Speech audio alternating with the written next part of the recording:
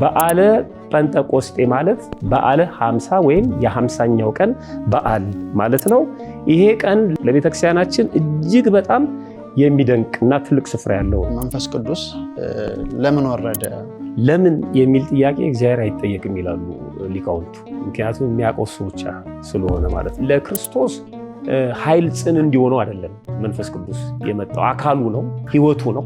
ስለዚህ ለምስክርነት የመጣው። ለሐዋርያት ግን ኃይል ጽን ሊሆናቸው ነው። ልሳን እና ቋንቋን የሚያለያዩ ሰዎች አሉ።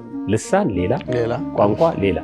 አዘለና ተሸከመ ያው ነው አንድ ነው አይደል? ስልቻ ቀልቀሎ ስልቻ። እኔ አሁን በልሳን እናገራለሁ የሚለኝ አንድ ሰው ቢመጣ የምን ሀገር ቋንቋ ነው? ያ ቋንቋ በቋንቋ እናገራለሁ እያለኝ ነው። ቋንቋ የራሱ መለኪያዎች ስላሉ መለኪያ አሉት። አዎ ፊደል አለው አይደለም?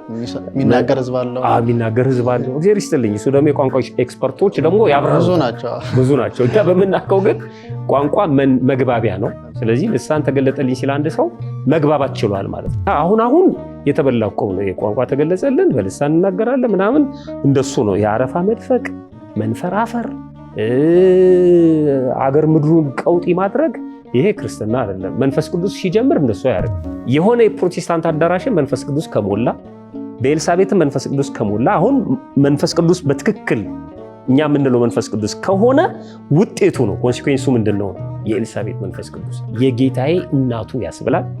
የእመቤታችንን ድምጽ ያሰማል። ምስጢር ይገልጣል። ሰው አሁን መንፈስ ቅዱስ የወረደበት ሰው ኢየሱስን ፍጡር ሊል አይችልም። መንፈስ ቅዱስ ወርዶብኛል የሚል ሰው ክርስቶስን አማላጅ ሊሉ አይችልም። አዮ ስለኔ ነው የሚመሰክረው፣ የባህሪ አምላክነቱን ነው የሚመሰክረው። ሐዋርያትም እኮ ይህን ከተቀበሉ በኋላ ስለ ክርስቶስ እየመሰከሩ ነው የሞቱት። ጸበል ለመጠመቅ ጠንቋይ ቤት የሚሄዱ ሰዎች አሉ።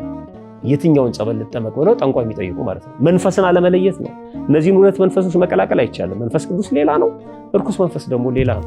እስኪ ጥምቀት አካባቢ የሄዱ ሰዎች ያን አጋንንት የሚናገረውን ንግግር ሰምተው ያልወሰኑ ሰዎች እስኪ ይንገሩ። ብዙ ወስነዋል። ከእናታቸው ጋር ተጣልተዋል። የንስሐ አባታቸውን አባረዋል። ከሰንበት ቤት ወጥተው ሊሆኑ ይችላሉ። ምክንያቱም ድግምት ያደረገብህ መርጌታ ገሌ ነው ስላለው ማለት ነው፣ ቄስ ገሌ ነው ስላለው መስቀል መሳለም አቁመዋል። በቃ አግኝቷቸዋል ማለት ነው። ጆሮ መስጠት አያስፈልግም። መንፈስን ሁሉ አትመኑ ያለው ለዚህ ነው። ወረደ መንፈስ ቅዱስ ሃሌሉያ ሃሌሉያ። ወረደ መንፈስ ቅዱስ ላይለ ሐዋርያት ላይለ በስመ አብ ወወልድ ወመንፈስ ቅዱስ አሐዱ አምላክ። የተወደዳችሁና የተከበራችሁ የእግዚአብሔር ቤተሰቦች የዘደብረ ሰላም አዳማ ሚዲያ ተከታታዮቻችን እንኳን ለበዓለ ጰራቅሊጦስ በሰላምና በጤና አደረሰን አደረሳችሁ። እንግዲህ ዛሬ በዓለ ጰራቅሊጦስን አስመልክቶ ለመነጋገር ለመማማር ከአንድ እንግዳ ጋር ወደ እናንተ መጥቻለሁ። እንግዳችን መጋቢ ሃይማኖት መምህር ምትኩ አበራ ይባላሉ። በአዲስ አበባ ሀገረ ስብከት የደብረ ኃይል መርካቶ ቅዱስ ራጉኤል ቤተክርስቲያን ስብከተ ወንጌል ክፍል ኃላፊና በአዲስ አበባ ማኅበረ ቅዱሳን ዋናው ማዕከል ቋሚ አገልጋይ ናቸው። መምህራችንን በተለያዩ የአውደ ምሕረት አገልግሎቶቻቸው እንዲሁም በተለያዩ የሚዲያ አውታሮች በሚሰጡት ትምህርት በሚሰጡት አገልግሎት ይታወቃሉ። እንግዳ አይደሉም።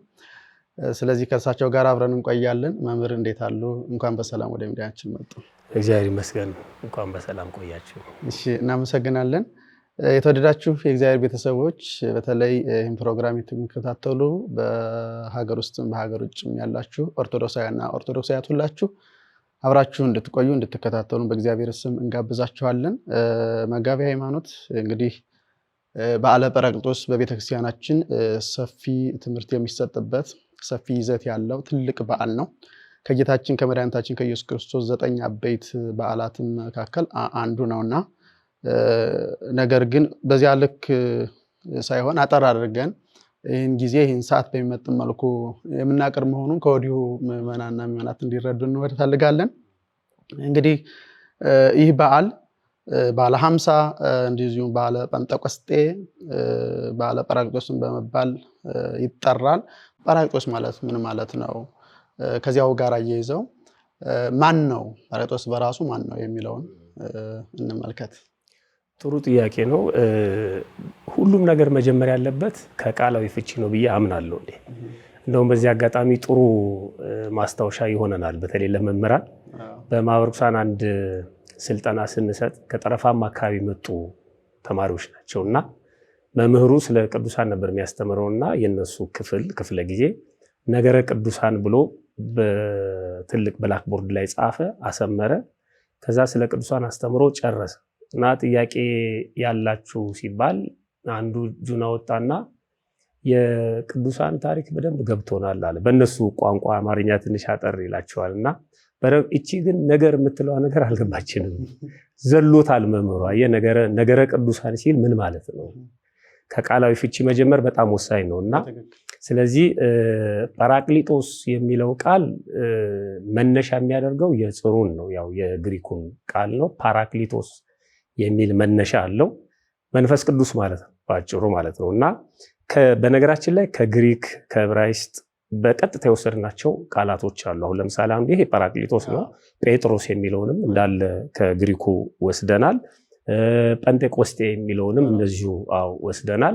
በኋላ የኛ የግዕዝ ሊቃውንት ግን በቀጥታ መንፈስ ቅዱስ የሚለውን ትርጉም ሰጥተውት በኋላ ላይ እናመጣዋለን አስቀምጠውታል። ትርጉሙ ማን ነው ለሚለው ከሶስቱ አካላት አንዱ የሆነው አብ ወልድ መንፈስ ቅዱስ ስንል አካል ያለው እኔ ባይ የሆነው እሱ ነው። በኋላ በዝርዝር እንመለከተዋለን።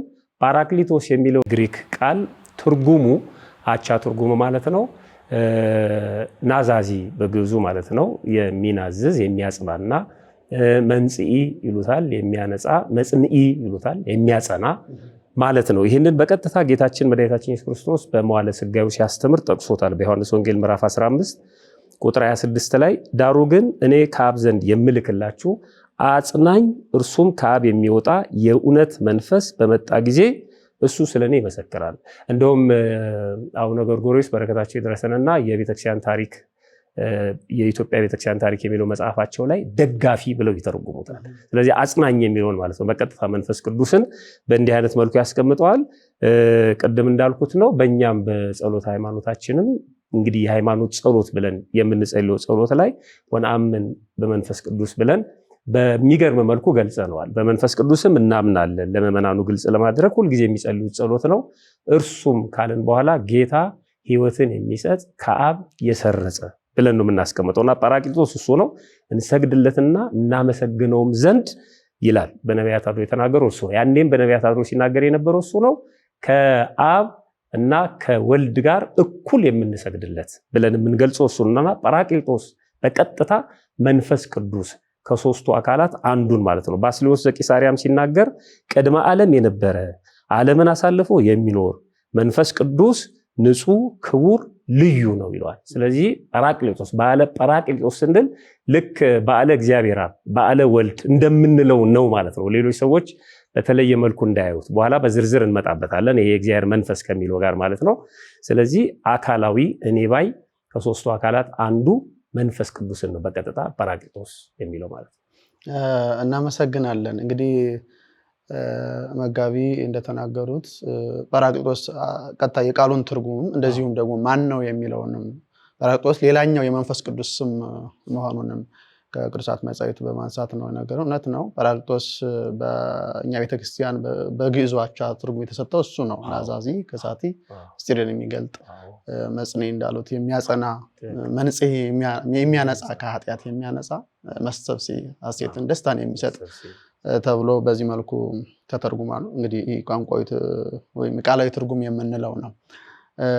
ከዚያ ውጭ ማን ነው ለሚለው እንደተባለው የመንፈስ ቅዱስ ሌላኛው ስሙ መሆኑን በሚገባ ነው ያሳዩን። እንግዲህ መንፈስ ቅዱስ ጳራቅሊጦስ ተብሏል። እንደገናም የእግዚአብሔር መንፈስም ተብሎ ተጠርቷል።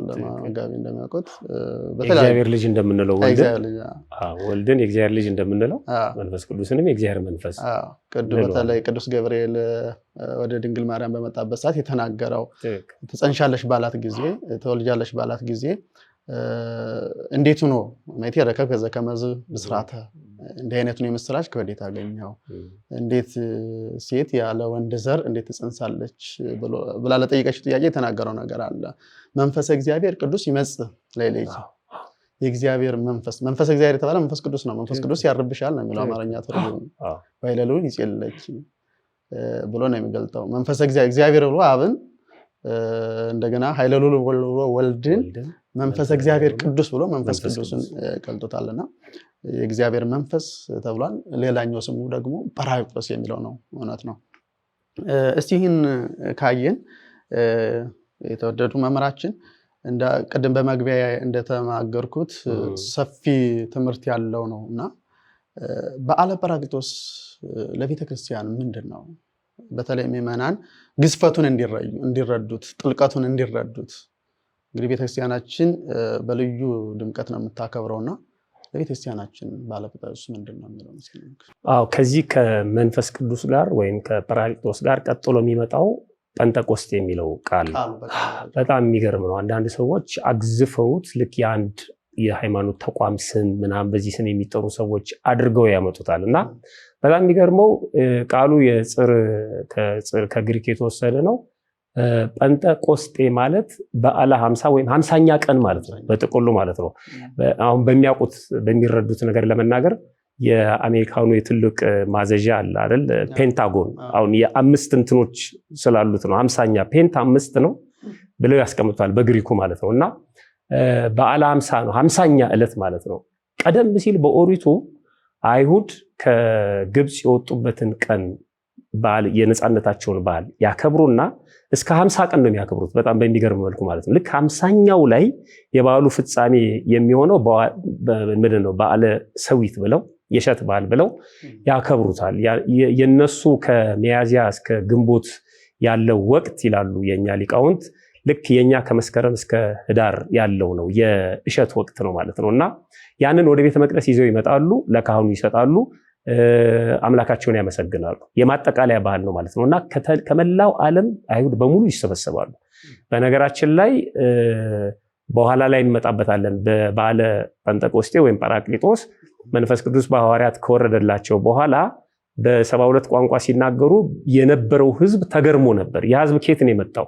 ይሄን በዓለ 50 ለማክበር ነው። በዓለ 50 ማለት የመንፈስ ቅዱስን በዓል ሳይሆን የመጀመሪያውን በዓል ለማክበር ነው። የእሸት በዓል የሚሉትን በዓለ ሰዊት የሚሉትን ማለት ነውና በኦሪት ዘሌዋውያን ምዕራፍ 23 ቁጥር 15 ላይ ሄደን ስናነብ እንደዚህ ይላል።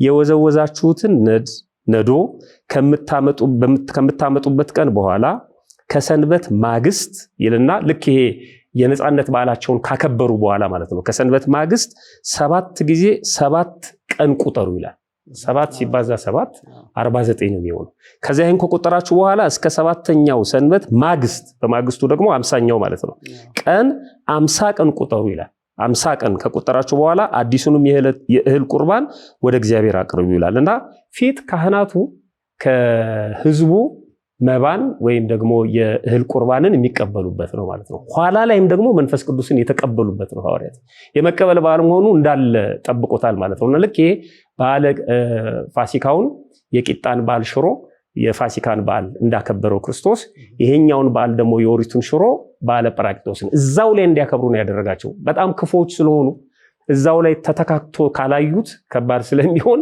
እዛው ላይ የተሰበሰቡበት ነው ሁሉን ነገር የተናገረው ማለት ነውና እኛም አንዳንድ ጊዜ በስብከተ ወንጌሉ ሰው በሚሰበሰብበት ቦታ ላይ ቃል እግዚአብሔር መናገር እንዳለብን ቤተክርስቲያን መታተጋ ለዚህ ነው። ለቅሶ ቤት፣ ቀብር ላይ፣ ሆስፒታል ውስጥ፣ እስር ቤት ሰው በሚሰበሰብበት በሚገኝበት ሰዓት ሁሉ ቃል እግዚአብሔር መናገር እንዳለበት ልክ አሁን ወጣ እንዳለው ይሄ በመንገድ ላይ ባይሆንም ሰው ተረጋግቶ ባለበት ሰዓት ፈቃደኛነቱን ገልጾ ቃል እግዚአብሔር ማስተማር እንደሚገባም የምትነገርን ለዚህ ነውና አሁንም ሐዋርያት መንፈስ ቅዱስን የተቀበሉበት ነው።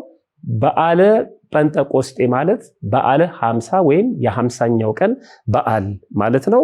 ይሄ ቀን ለቤተክርስቲያናችን በዓለ 50 አሁን መንፈስ ቅዱስ የወረደበት ነው። ለቤተክርስቲያናችን እጅግ በጣም የሚደንቅና ትልቅ ስፍራ ያለው ነው። እንደውም ሊቁ ቅዱስ ዮሐንስ አፈወርቅ በረከቱ ይድረሰንና የቤተክርስቲያን የልደት ቀን ይሏል። በጣም በሚገርም መልኩ ማለት ነው። ቤተክርስቲያን የተወለደችበት፣ የተገኘችበት፣ የታደሰችበት፣ ህይወቷ ለምልሞ የታየበት፣ ምልኡ የሆነችበት ማለት ነው። ቀደም ሲል ክርስትናው ወይም ወንጌል በ120 ቤተሰቦች ተወስና ነበረ። 120 ማለት 72ቱ አርድእት፣ 36ቱ ቅዱሳት አንስት፣ 12ቱ ሐዋርያት ማለት ነው። በዚህ ቀን ግን በአንድ ጊዜ 3000 ነፍስ ነው የገባው በመንፈስ ቅዱስ ኃይል። እንግዲህ ቤተክርስቲያን ሐዋርያት በሰበሰቧት የምንለው ለዚህ ነው ቤተክርስቲያን ማለት ነውና ልደቷ ነው የምንለው ለዚህ ነው።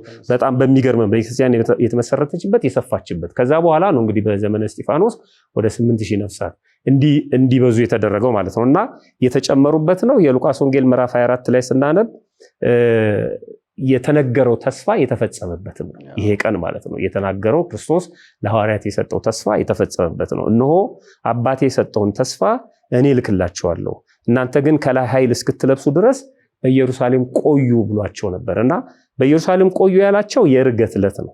ከዕርገቱ ቀጥሎ ያለችው 10 ቀን ናት። ስንት ቀን ነው ምን ቆየው ብለው አልጠየቁም። ቆዩ ነው። ከዛ ይሄንን የተስፋ ቃል ያገኙበት ዕለት ነውና እኔ እንደውም የቤተክርስቲያን በዓል ነው ስንል የስብከተ ወንጌልን በዓል ነው። ምክንያቱም ለመስበክ ኃይል ያገኙበት ሐዋርያት ቆዩ አይደል የተባሉት፣ እንዳትንቀሳቀሱ ሄዶ ወንጌልን ለማስፋፋት ለመስበክ ኃይል ያገኙበት የታጠቁበት። አንድ ሰራዊት ስልጠና ወስዶ ትጥቅ ከሌለው ምንም ዋጋ የለው። ስለዚህ ሐዋርያት ስልጠና ወስደው ቆዩ፣ ትጥቅ አስታጠቃቸው ማለት ነው። ቤተክርስቲያንም ስትመሰረት ቆየች፣ የመጨረሻ ትጥቋን ያገኘችው በዚህ ቀን ነው ማለት ነው። ስለዚህ ለቤተክርስቲያን እጅግ በጣም የተለየ ዕለት ነው በዓለ ጰራቅሊጦስ ማለት ነው። የሚገርም ነው። ቃልዎት ያሰማልን። በተለይ አሁን መጨረሻ ላይ በዓልነቱ ከስብከተ ወንጌል ጋር ተያይዞ ያነሱት ሐሳብ በጣም የሚገርም ነው። የክርስትና ተልእኮ እኮ ወንጌልን መስበክ ነው እና ይህን የመንፈስ ቅዱስን ኃይል ከታጠቁ በኋላ ነው የወጡት ለዚህ ተልእኮ። እግዚአብሔር ይስጥልኝ። ደግሞ በጣም የሚገርመው አሁን ቤተክርስቲያን ወደኋላ ያለችበት የስብከት አይነት ወይም የተልእኮ አይነት የተፈጸመበት ነው። ሁለት ናቸው አይደል? ሐዋርያዊ ተልእኮ አንደኛው ምዕመናንን ማጽናት ነው፣ ያመኑትን ማጽናት ነው። ሁለተኛው የሚሽነሪ ስራ ነው፣ ያላመኑትን ማምጣት ማለት ነው። ሐዋርያት በዚህ ቀን ያደረጉት ምንድነው? ያላመኑትን ማምጣት ነው። 3000 ነፍስ። በጣም የሚገርም በአንድ ቀን ስብከት። እኛ በ3000 ቀን አንድ ሰው ካሳመንን ራሱ ትልቅ ነገር ነውና ምንድነው ስንል ሀብተ መንፈስ ቅዱስ የጥያቄ ምልክት ውስጥ ነን ማለት ነውና ያን መንፈስ ቅዱስ ወይ በትክክል አልተቀበልነውም ወይ ደግሞ አሳዝነነዋል፣ በእኛ ውስጥ እየሰራ አይደለም፣ ወይ በሚሰሙት ሰዎችም ዙሪያ ችግር አለ። የሚሰሙትም ሰው እኮ ልባቸው ተነክቶ ምን ተነግበር ነው ያሉት። ስለዚህ ለሁሉም ነው፣ ለምዕመናንም ነው መንፈስ ቅዱስ፣ ለተናጋሪዎቹም ነውና አጠቃላይ ቤተክርስቲያን የምንለው የምዕመናንን ህብረት አይደለም፣ እሷ የተመሰረተችበት የእሷ ልዕልና ከፍ ያለበት ምሉ የሆነችበት ዕለት ነው በዓለ ጰራቅሊጦስ ማለት ነው። የሚገርም ነው። እውነት ነው። እንደ አንዳንዴ ሐሳቦችን ሌላ አንድ ሐሳብ ሲመጣ ሌላ ሐሳብ ይፈጠራልና በተለይ በዚያ ሰዓት የነበሩ የተሰበሰቡ ህዝቦች ቅዱሳን ሐዋርያት በመንፈስ ቅዱስ ኃይል ሲናገሩ ልባቸው ተነካ አይደለም ነው ልባቸውና ከዚያ በኋላ ምን እናድርግ? ልቡ የተነካ አማኝ የሚናገረው ንግግር ነው። ምን እናድርግ? ትክክል። እንደ ሰውነታቸው ለሁለት ተከፍሏል። አሁን በኋላ ምናልባት ዲቴይሉን እንመጣበታለን እንጂ በቋንቋቸው ሲናገሩ እንደዚህ የምናውቃቸው የገሊላ ሰዎች ናቸው። እኛ ግሪካዊ ነን፣ ሮማዊ ነን እና በተወለድንበት በምናውቀው ቋንቋ ይናገራሉ። ምንድነው አሉ። ይሄ ሰውኛው ማለት ነው። አንድ ሰው የሚሰማው ስሜት አንተ ድንገት ተነስተ የሆነ ቋንቋ ብትናገር የተምሮት ነው ማለት አይቀርም። ምን ያህል ዓመት ፈጀበት ማለት አይቀርም። ሁለተኛዎቹ ግን አይተዋቸው፣ እነዚህ ጉሽ የወይን ጠጅ ጠግበው እየዘላበዱ ነው አሉ። ከዛ በኋላ ነው ቅዱስ ጴጥሮስ በኃይለ መንፈስ ቅዱስ ተነሳና እንዴት ትላላችሁ? አንደኛ ገና 3 ሰዓት ነው፣ ጠጅ እንኳን የሚጠጣበት አይደለም። ደግ ጊዜ ነበር ማለት ነው። ገና ጠዋት 3 ሰዓት ጠጅ ቤት አይከፈትም ነበር። እኔ በደርግ ጊዜ አባቴ ነግረኝ ነበር፣ ጠዋት ላይ ጠጅ ቤት እንዳይከፈት እነዚህ አብዮት ጠባቂ የሚባሉ በየመንደሩ ያሉ ሰዎች ጸጥታ የሚያስከብሩ ማለት ነው ይከለክሉ ነበር ይባላል።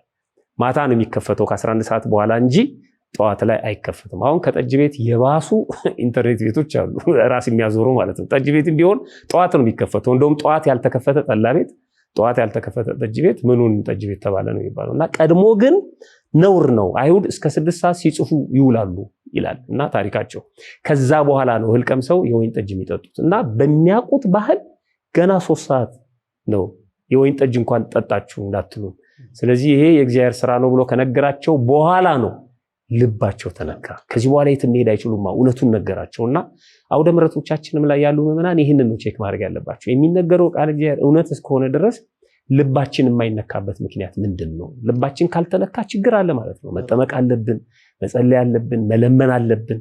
ተናጋሪውም ልቡ ይነካል፣ ሰሚውም ልቡ ይነካል እና ይሄ ዕለት በጣም የተለየ ዕለት ነው። የሚገርም ነው። አድማጮቻችን እንግዲህ እንደተባለው በዓለ ጰራቅሊጦስ በጣም ሰፊ ትምህርት የሚሰጥበት ደግሞ ቅድም መምህራችን እንዳነሱት በተለይ ከስብከተ ወንጌል ጋር ከቤተክርስቲያኒቷ ዋና ተልእኮ ጋር ተያይዞ ያለው ሚና በጣም ትልቅ መሆኑን ነው እያየን ያለ ነው።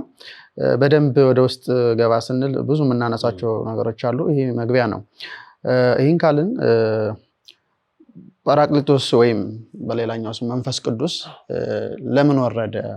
ያው ምክንያት አለ እና ደግሞስ እንዴት ወረደ የሚለውን ከዚያው ጋር አያይዘን የወረደበትን አምሳል እንመለከታለን። ከዚያ በፊት ግን ለምን ወረደ የሚለው በጣም ጥሩ ነው። ለምን የሚል ጥያቄ እግዚአብሔር አይጠየቅም ይላሉ ሊቃውንቱ። ምክንያቱም የሚያውቀው እሱ ብቻ ስለሆነ ማለት ነው። ግን ከዛ በኋላ የሆነውን ነገር ስናስበው ግን አይደል መንፈስ ቅዱስ ከወረደ በኋላ የሆነውን ነገር ስናስበው ግን ለካ መንፈስ ቅዱስ ባይወርድ ኖሮ መንፈስ ቅዱስ ባይሰጠን ኖሮ የሚለውን ስታመጣ ለዚህ ነው። ይሄ ግን በእኛ እውቀት ልክ ነው እንጂ እግዚአብሔር ለምን ተብሎ አሁን አንዳንድ ሰዎች የሚያስጨንቅ ጥያቄ ጠይቀዋል። እግዚአብሔር ሁሉን ቻይ ነው አይደል? አዎ የሚሳነው ነገር የለም አይደል? አዎ አዳምን ለምን እዛው ሆኖ አላደነውም? እሱ መጠየቅ ራሱን ነው እንጂ እኔ አላቆም። ይሄንን ግን ሊቃውንቱ አስቀምጦታል። ወደዚህ ምድር የሳበው ፍቅር ነው። ፍቅርን ደግሞ አተነትነው። በቃ ፍቅር ፍጹም ነው። የሰው ልጅ መውደዱ ማዳን ይችል ነበር። አዎ ማዳን ይችል ነበር። ሳይመታ ሳይገረፍ ምራቅ ሳይተፋበት። አዎ ግን የፍቅሩ ልክ መጠን የለውም። በቃ አደረገው። ይሄን አሜን ብለን ነው የምትቀበለው እንጂ አንዳንዴ እናቶቻቸው ላይ በጣም የሚጮሁ ወጣቶች ያጋጥመኛልና ደክመዋል፣ አረፍ በል፣ ፎጣ ላምጣልህ፣ እግርን ታጠብ፣ ምንድነው የምታስጨንቀኝ ምናምን ይላሉ። በቃ አይችሉም እነሱ። እሺ ብልሃቸው ዞር ማለት ካልሆነ በስተቀር ወይ ጥቂት ጊዜ ቆይተህ አባብለህ ካልሄድክ በስተቀር እንደ ልጅ ነው የሚያዩ። ይሄን ለምን ያደርጉታል የሚለውን እነሱ ራሳቸው አይገባቸውም። አንዳንዴ ለምንድን ነው ግን እንዲሆነው ብለው ሊጠይቁ ይችላሉና ለምን ተብሎ አይጠየቅም። እውነታቸውን ነው ሊቃውንቱ ማለት ነው። የምናውቀውን ያህል ግን ለምንድን ነው መንፈስ ቅዱስ የወረደው ስንል አንደኛ የተነገረው ትንቢት ውሸት ይባል ነበር። ተነግሯል፣ እኔ እሄዳለሁ ግን መንፈስ ቅዱስን እልክላቸዋለሁ ብሎ ተናግሮ ነበር። ስለዚህ እንዳለው አደረገው። ቆዩ ልክላቸዋለሁ፣ አጽናኝ ይመጣላቸዋል። በእርግጥ ወልድም አጽናኝ ነው፣ አብም አጽናኝ ነው፣ መንፈስ ቅዱስም አጽናኝ ነው። እሱን በአካል አይተውታል። ደግሞ ሌላ የሚለው በአካል ሶስት መሆናቸውን ለመግለጽ ነው። አየህ ሌላ አጽናኝ ያለ እኔን አይታችሁኛል። እንደገና ደግሞ መንፈስ ቅዱስም በአካል ሶስት ስለሆኑ ሌላ አካል መኖሩን ገልጾ እልክላቸዋለሁ ባለው መሰረት እንግዲህ ይሄ በመጽሐፍ ቅዱስ የተቀመጠ ነው። በሉቃስ ወንጌል ምዕራፍ 24 ላይ በዮሐንስ ወንጌል ምዕራፍ 15 ላይ ቅድምም ያየነው ነው የተቀመጠ ነው። የተነገረውን ትንቢት ለመፈጸም ነው። ከዚህ በፊት ራሱ የተናገረው በትንቢተ ኢዮኤል ላይም ተነግሯል። ምዕራፍ 2 ላይ ቀጥታ ከዚህ በኋላም እንዲህ ይሆናል መንፈሴን በስጋ ለባሽ ሁሉ ላይ አፈሳለሁ ብሏል። በጣም የሚገርም ነው። በስጋ ለባሽ ሁሉ ላይ አፈሳለሁ፣ ወንዶችና ሴቶች ልጆቻችሁም ትንቢት ይናገራሉ፣ ሽማግሎቻቸውም ህልምን ያልማሉ፣ ጎበዞቻችሁም ራእይን ያያሉ። አሁን የኢትዮጵያ ቤተክርስቲያን በመንፈስ መናገርን ትንቢት መናገርን ወይም በመንፈስ ቃል እግዚአብሔር መናገርን መስማትን የምትቃወም አድርገው የሚያስቡ ሰዎች አሉ። በኋላ እንመጣበታለን። ግን ይሄ የተነገረ ትንቢት እንዲፈጸም መንፈስ ቅዱስ መውረዱ ግድ ነበር ማለት ነው። ሁለተኛ ራሱ ክርስቶስ የተናገረው ነው። ቀደም ሲል የተነገሩ ትንቢቶችም ነበሩ። ሶስተኛው የቤተክርስቲያን ህልውናዋ ቅድም እንዳልነው ምሉ እንዲሆን ጎዶሎ ትሆን ነበር። ያለ መንፈስ ቅዱስ ምንም ናት። ተመልከታው፣ መንፈስ ቅዱስ ባይኖር ክህነቱ አይኖርም። ክህነቱ ከሌለ መባረኩ አይኖርም።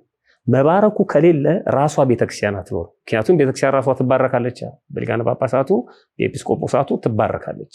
ቤተክርስቲያን ከሌለች ደግሞ ቅዱስ ሥጋውን ክቡር ደሙን መቀበል አንችልም። የልጅነት ጥምቀትም አይኖርም። ምንም ነን ማለት ነው። ያለ መንፈስ ቅዱስ ባዶ ነን።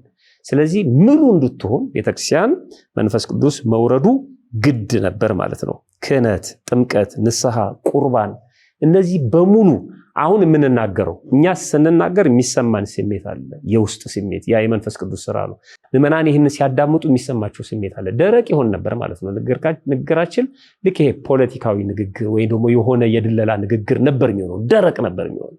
ያ የመንፈስ ቅዱስ ስራ ነው። ስለዚህ ያለ መንፈስ ቅዱስ ቤተክርስቲያንን ውብ ሆና ማየት አይቻልም። ያ ውበቷ መንፈስ ቅዱስ ነው። ይህ ምናኔው የቅዱሳኑ ምናኔ የሚሰሩት ተአምር በአካለ ነፍስ ሆነው የምንማጸናቸው የድል የነሳችው ቤተክርስቲያንና በተጋድሎ ላይ ያለችው ቤተክርስቲያን ግንኙነት የመንፈስ ቅዱስ ስራ ነው። በጠቅላላ ያለ መንፈስ ቅዱስ መግለጽ ይከብዳል። ባዶ ነበር የምንሆነው ማለት ነውና ቤተክርስቲያንን ምሉ ለማድረግ የቤተክርስቲያንን ልዕልና ከፍ ለማድረግ መንፈስ ቅዱስ መውረዱ ግድ ነበር። ለዚህ ነው ከዛ በኋላ ቀጥሎ የሚመጣው እንዴት ወረደ የሚለው ነው። እንዴት ወረደ ማለት እንግዲህ የወረደው በነፋስ እና በአውሎ ነፋስና በእሳት አምሳል ነው የወረደው። ለሐዋርያት ለምንድነው በእሳትና በነፋስ አምሳል ወርዶ በማየ ዮርዳኖስ ክርስቶስ ሲጠመቅ ደግሞ በርግብ አምሳል የወረደው? እስራኤላውያን ደግሞ በደመና ተመልክተውታል፣ ወይም ደግሞ በደብረ ታቦር በደመና ደግሞ ተገልጿል መንፈስ ቅዱስ ማለት ነው። ለምንድነው ስንል ለክርስቶስ ኃይል ጽን እንዲሆነው አይደለም መንፈስ ቅዱስ የመጣው፣ አካሉ ነው፣ ህይወቱ ነው። ስለዚህ ለምስክርነት የመጣው። ለሐዋርያት ግን ኃይል ጽን ሊሆናቸው ነው። ቅድም እንዳልነው ኃይል ጽን ደግሞ የሚሆን ነገር ኃያል ወይም ጽኑ በሆነ ነገር ነው መገለጥ ያለበት። ንፋስን ውሰደው። ንፋስ ለምሳሌ 3 ባህሪዎች አሉት ንፋስ። አንደኛ ረቂቅ ነው፣ አይታይም፣ አለ ግን አይታይም፣ ከየት ወዴት እንደሚመጣ አናውቀውም። መንፈስ ቅዱስም ልክ እንደዚህ ነው፣ ረቂቅ ነው፣ አይያዝም፣ አይጨበጥም፣ ምጡቅ ነው። መንፈስ ቅዱስ ማነው? ንፋስ ሁለተኛ ኃያል ነው እና ፈጣን ነው። መንፈስ ቅዱስም ኃያል ነው፣ ፈጣን ነው። ንፋስ ሌላ የሚሰራው ስራ አለ። ቴክኖሎጂ ባልዳበረበት በሌለበት ጊዜ ገበሬው እህሉን ከወቃ በኋላ ሹካ የሚመስል መንሽ የሚሉት ከእንጨት የተሰራ አለ። በጣም የሚገርም እኮ ነው። ያንን ገለባውን ከፍሬው ጋር ወደ ሰማይ ይበትለዋል። በጣም የሚደንቅ ነው። ለንፋስ ነው የሚሰጠው ማለት ነው። ለንፋስ ሲሰጠው ንፋሱ ደግሞ ይለየዋል። እንደውም ፈታይነቱ በንፋስ ይመሰላል ይላሉ ሊቃውንት። የእግዚአብሔር ፈታይነት ሁሉም ወደሱ ይመጣል፣ ግን ፍሬውን ለብቻ ገለባውን ለብቻ የሚያስቀረው የለም። ምድራዊ ዳኞች ግን ካንተ ወስደው ነው የሚፈርዱልህ። ያውም ከፈረዱልህ ነው ወስደውብህ ነው፣ የሆነ ፐርሰንቱን ወስደውብህ ከዛ በኋላ በትክክል ከፈረዱብህ። እግዚአብሔር ግን እንደሱ አይደለም። ፈታይ በረት ነው። በቃ ገበሬው አምኖት ለነፋሱ ይሰጠዋል። መንፈስ ቅዱስም ልክ እንደዚህ ነው ማለት ነው። በቃ የሁሉንም ጸሎት ይሰማል፣ ለሁሉም እኩል ይፈርዳል። የነፋስ ባህሪዎች አሉ። ይሄ ጽሉምነቱ እዩነት ለመመናን ትንሽ ጠጠር ስለሚል እሱ ልተውና በዚህ መልኩ በነፋስ አምሳል ቀጥሎ እሳት ነው። እሳትንም ስንመለከት በእሳት ላንቃ ነው በሐዋርያት ላይ በአናታቸው ላይ እንደታየ የሐዋርያት ሥራ ምዕራፍ 2 የሚነግረን። እንደውም ስናነበው ምንድነው የሚለው? በዓለ ሃምሳ የተባለውም ቀን በደረሰ ጊዜ፣ የተባለው ቀን 50ኛው ቀን ማለት ነው። በዓለ ሃምሳ የተባለው ቀን በደረሰ ጊዜ ሁሉም በአንድ ልብ ሆነው አብረው ሳሉ፣ ምክንያቱም ቆዩ ተብሎ የለ በሉቃስ ወንጌል ምዕራፍ 24 ላይ አይገርም? ሁሉም በአንድ ልብ ሆነው አብረው ሳሉ።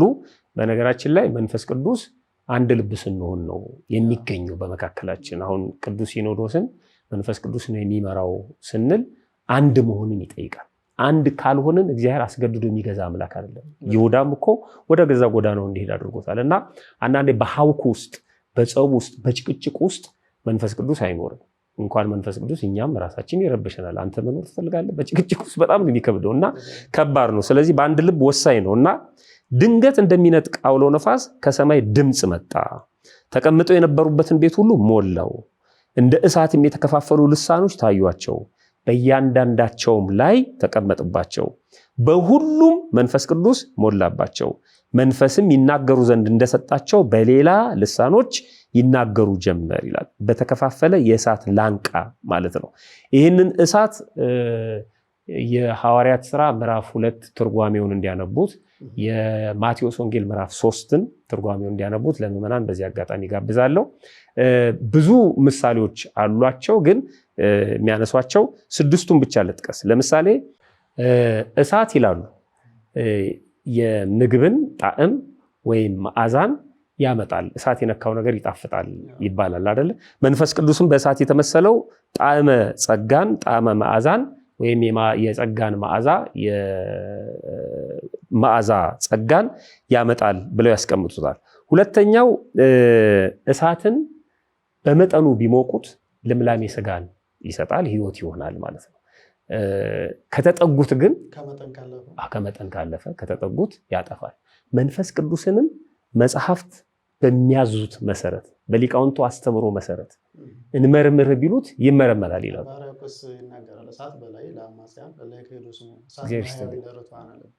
ለሚክዱት እሳት መንፈስ ቅዱስን ነው እሳት የሚለው ማለት የሚያቃጥል እሳት ነው። ለሚያምኑትና የሚያድን እሱ ማለት ነው። ስለዚህ እጅጉን አንጠጋውም፣ ደሞም አንርቀውም። የመንፈስ ቅዱስ ልምላሜን ላለማጣት አንርቀውም፣ እንዳለመቃጠል ደግሞ አንጠጋውም። ምንጠጋው ግን በሊቃውንቱ አስተምሮ ከሆነ ምንጠጋው ቅዱሳት መጽሐፍት በሚነግሩን መሰረት ከሆነ ግን ልምላሜ ህይወትን የሚሰጠን ነው። አሁን የምንነጋገረው እሱ ነው፣ ስኮፑ እሱ ነው። እስከተፈቀደልን ጊዜ ድረስ ብቻ የተፈቀደልን ይሄ ነው። እሱን ያመጣሉ። ሶስተኛ እሳት ያቀረቡለትን ሁሉ ያቃጥላል ይላል። እንደ እሳቱ መጠን እና ማነስና መብዛት ይወስናል እንጂ እሳት የማያጠፋው የለም። መንፈስ ቅዱስም ልክ እንደዚሁ ህዝብም አሕዛብም የጸለዩትን ጸሎት ሙሉ አልሰማም አይልም። ምላሹ ነው የሚለያየው እንጂ የሁሉንም ጸሎት ይሰማል፣ የሁሉንም መባ ይቀበላል። እነ ቆርኔሌዎስ መጀመሪያ ወደ ክርስትናው ከመምጣታቸው በፊት ነው ጸሎታቸውን የተቀበላቸው እግዚአብሔር። ግን ተቀብሏቸው የመለሰላቸው ምላሽ ደግሞ የሚደነቅ ነው። ስለዚህ አልሰማም አይልም እግዚአብሔር፣ ሁሉንም ይሰማል። እሳት ሁሉንም እንደሚበላው ማለት ነው ይላሉ። ሌላው አራተኛው እሳት ውሃ፣ ገደል፣ ባህር ካልከለከለው በስተቀር ላጥፋ ቢል የሚሳነው ነገር የለም፣ ሁሉንም ያጠፋል። የቅርብ ጊዜ ትዝታ ነው። አሜሪካን ሀገር ውስጥ የሆነውን እናያለን። ሌሎቹም እነ ስዊድን ሌላውም ሀገር ማለት ነው እሳትን 3 ቀን 4 ቀን የሚነድ እሳት እስከምንደነቅ ድረስ ማለት ነው። ስለዚህ ሁሉንም ባህር ገደል ካልከለከለው በስተቀር ሀገርን ከሀገር ተሻግሮ ማጥፋት ይችላል። መንፈስ ቅዱስም ቸርነቱ፣ ርህራሄው፣ ፍቅሩ ካልከለከለው በስተቀር ላጥፋ ቢል የሚሳነው ነገር የለም ለማለት በእሳት ላንቃ ወይም በእሳት ተገለጠላቸው ነው። እሳት የበላው መሬት ይላሉ ሊቃውንቱ፣ ይህን ገበሬዎቹ በደንብ ያውቁታል፣ ለእህልና ለተክል ይመቻል። አሁን ወደ ገጠር ስንሄድ እርሻዎቻቸውን ያቃጥላሉ አይደለም ያለውን ነገርና እሳት እናያለን በተለያየ ቦታ። ያ መሬት ለሚቀጥለው ለሚተከልበት ወይም ለሚዘራበት ነገር ጥሩ ይሆናል ተብሎ ነው። ልክ በመንፈስ ቅዱስም የተጎበኘ ሰውነት ማለት ነው። በመንፈስ ቅዱስ የተጎበኘ ሰውነትም ልክ እንደዚሁ ነው።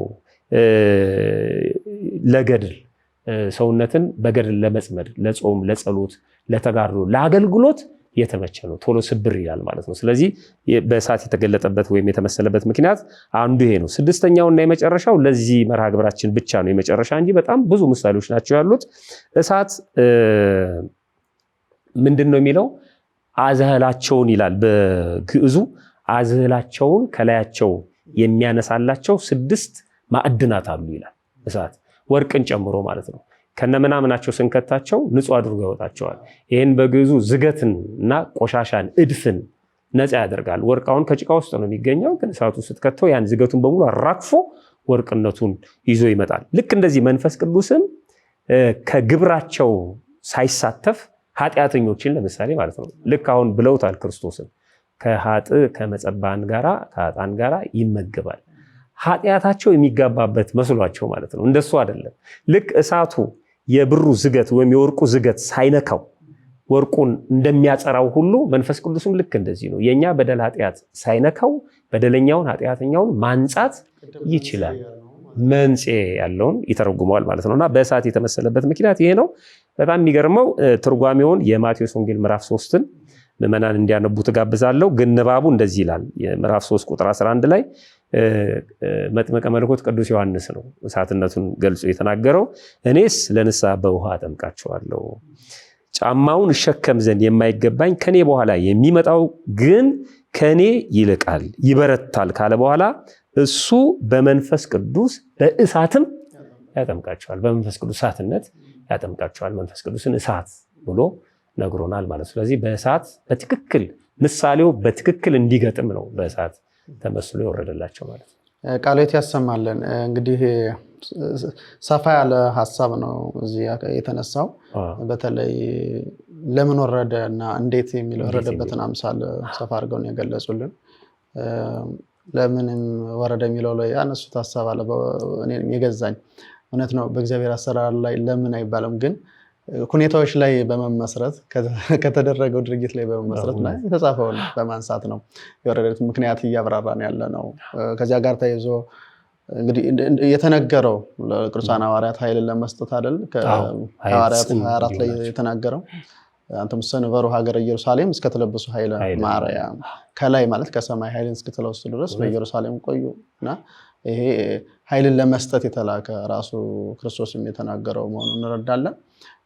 ከዚያ ባለፈ ደግሞ በዮሐንስ ወንጌል 16:8 ላይ የተመዘገበ ቃል አለና ወመጽዮቱ ይዛለፎ ለዓለም ይልና በእንተ ኃጢአት ወበእንተ ጽድቅ ወበእንተ ኩነኔ እያለ ነገር እሱ መጥቶ ማለት የእውነት መንፈስ ቅዱስ መጥቶ ይህን ኃጢአተኛውን ዓለም ስለ ኃጢአት ስለ ጽድቅም ስለ ኩነኔም ይወቅሰዋል ይላል። ይወቅሰዋል ይፈርድበታል። እና ሶስት ነገሮችን ይነግራል። ስለ ኃጢአት ስለ ጽድቅ ስለ ኩነኔ እና ይዘረዝራል። እዚያው መጽሐፍ ቅዱስ ታነቡ ስለ ኃጢአት የተባለው በእኔ ስለማያምኑ ነው። በክርስቶስ አለማመን ኃጢአት ተብሏል።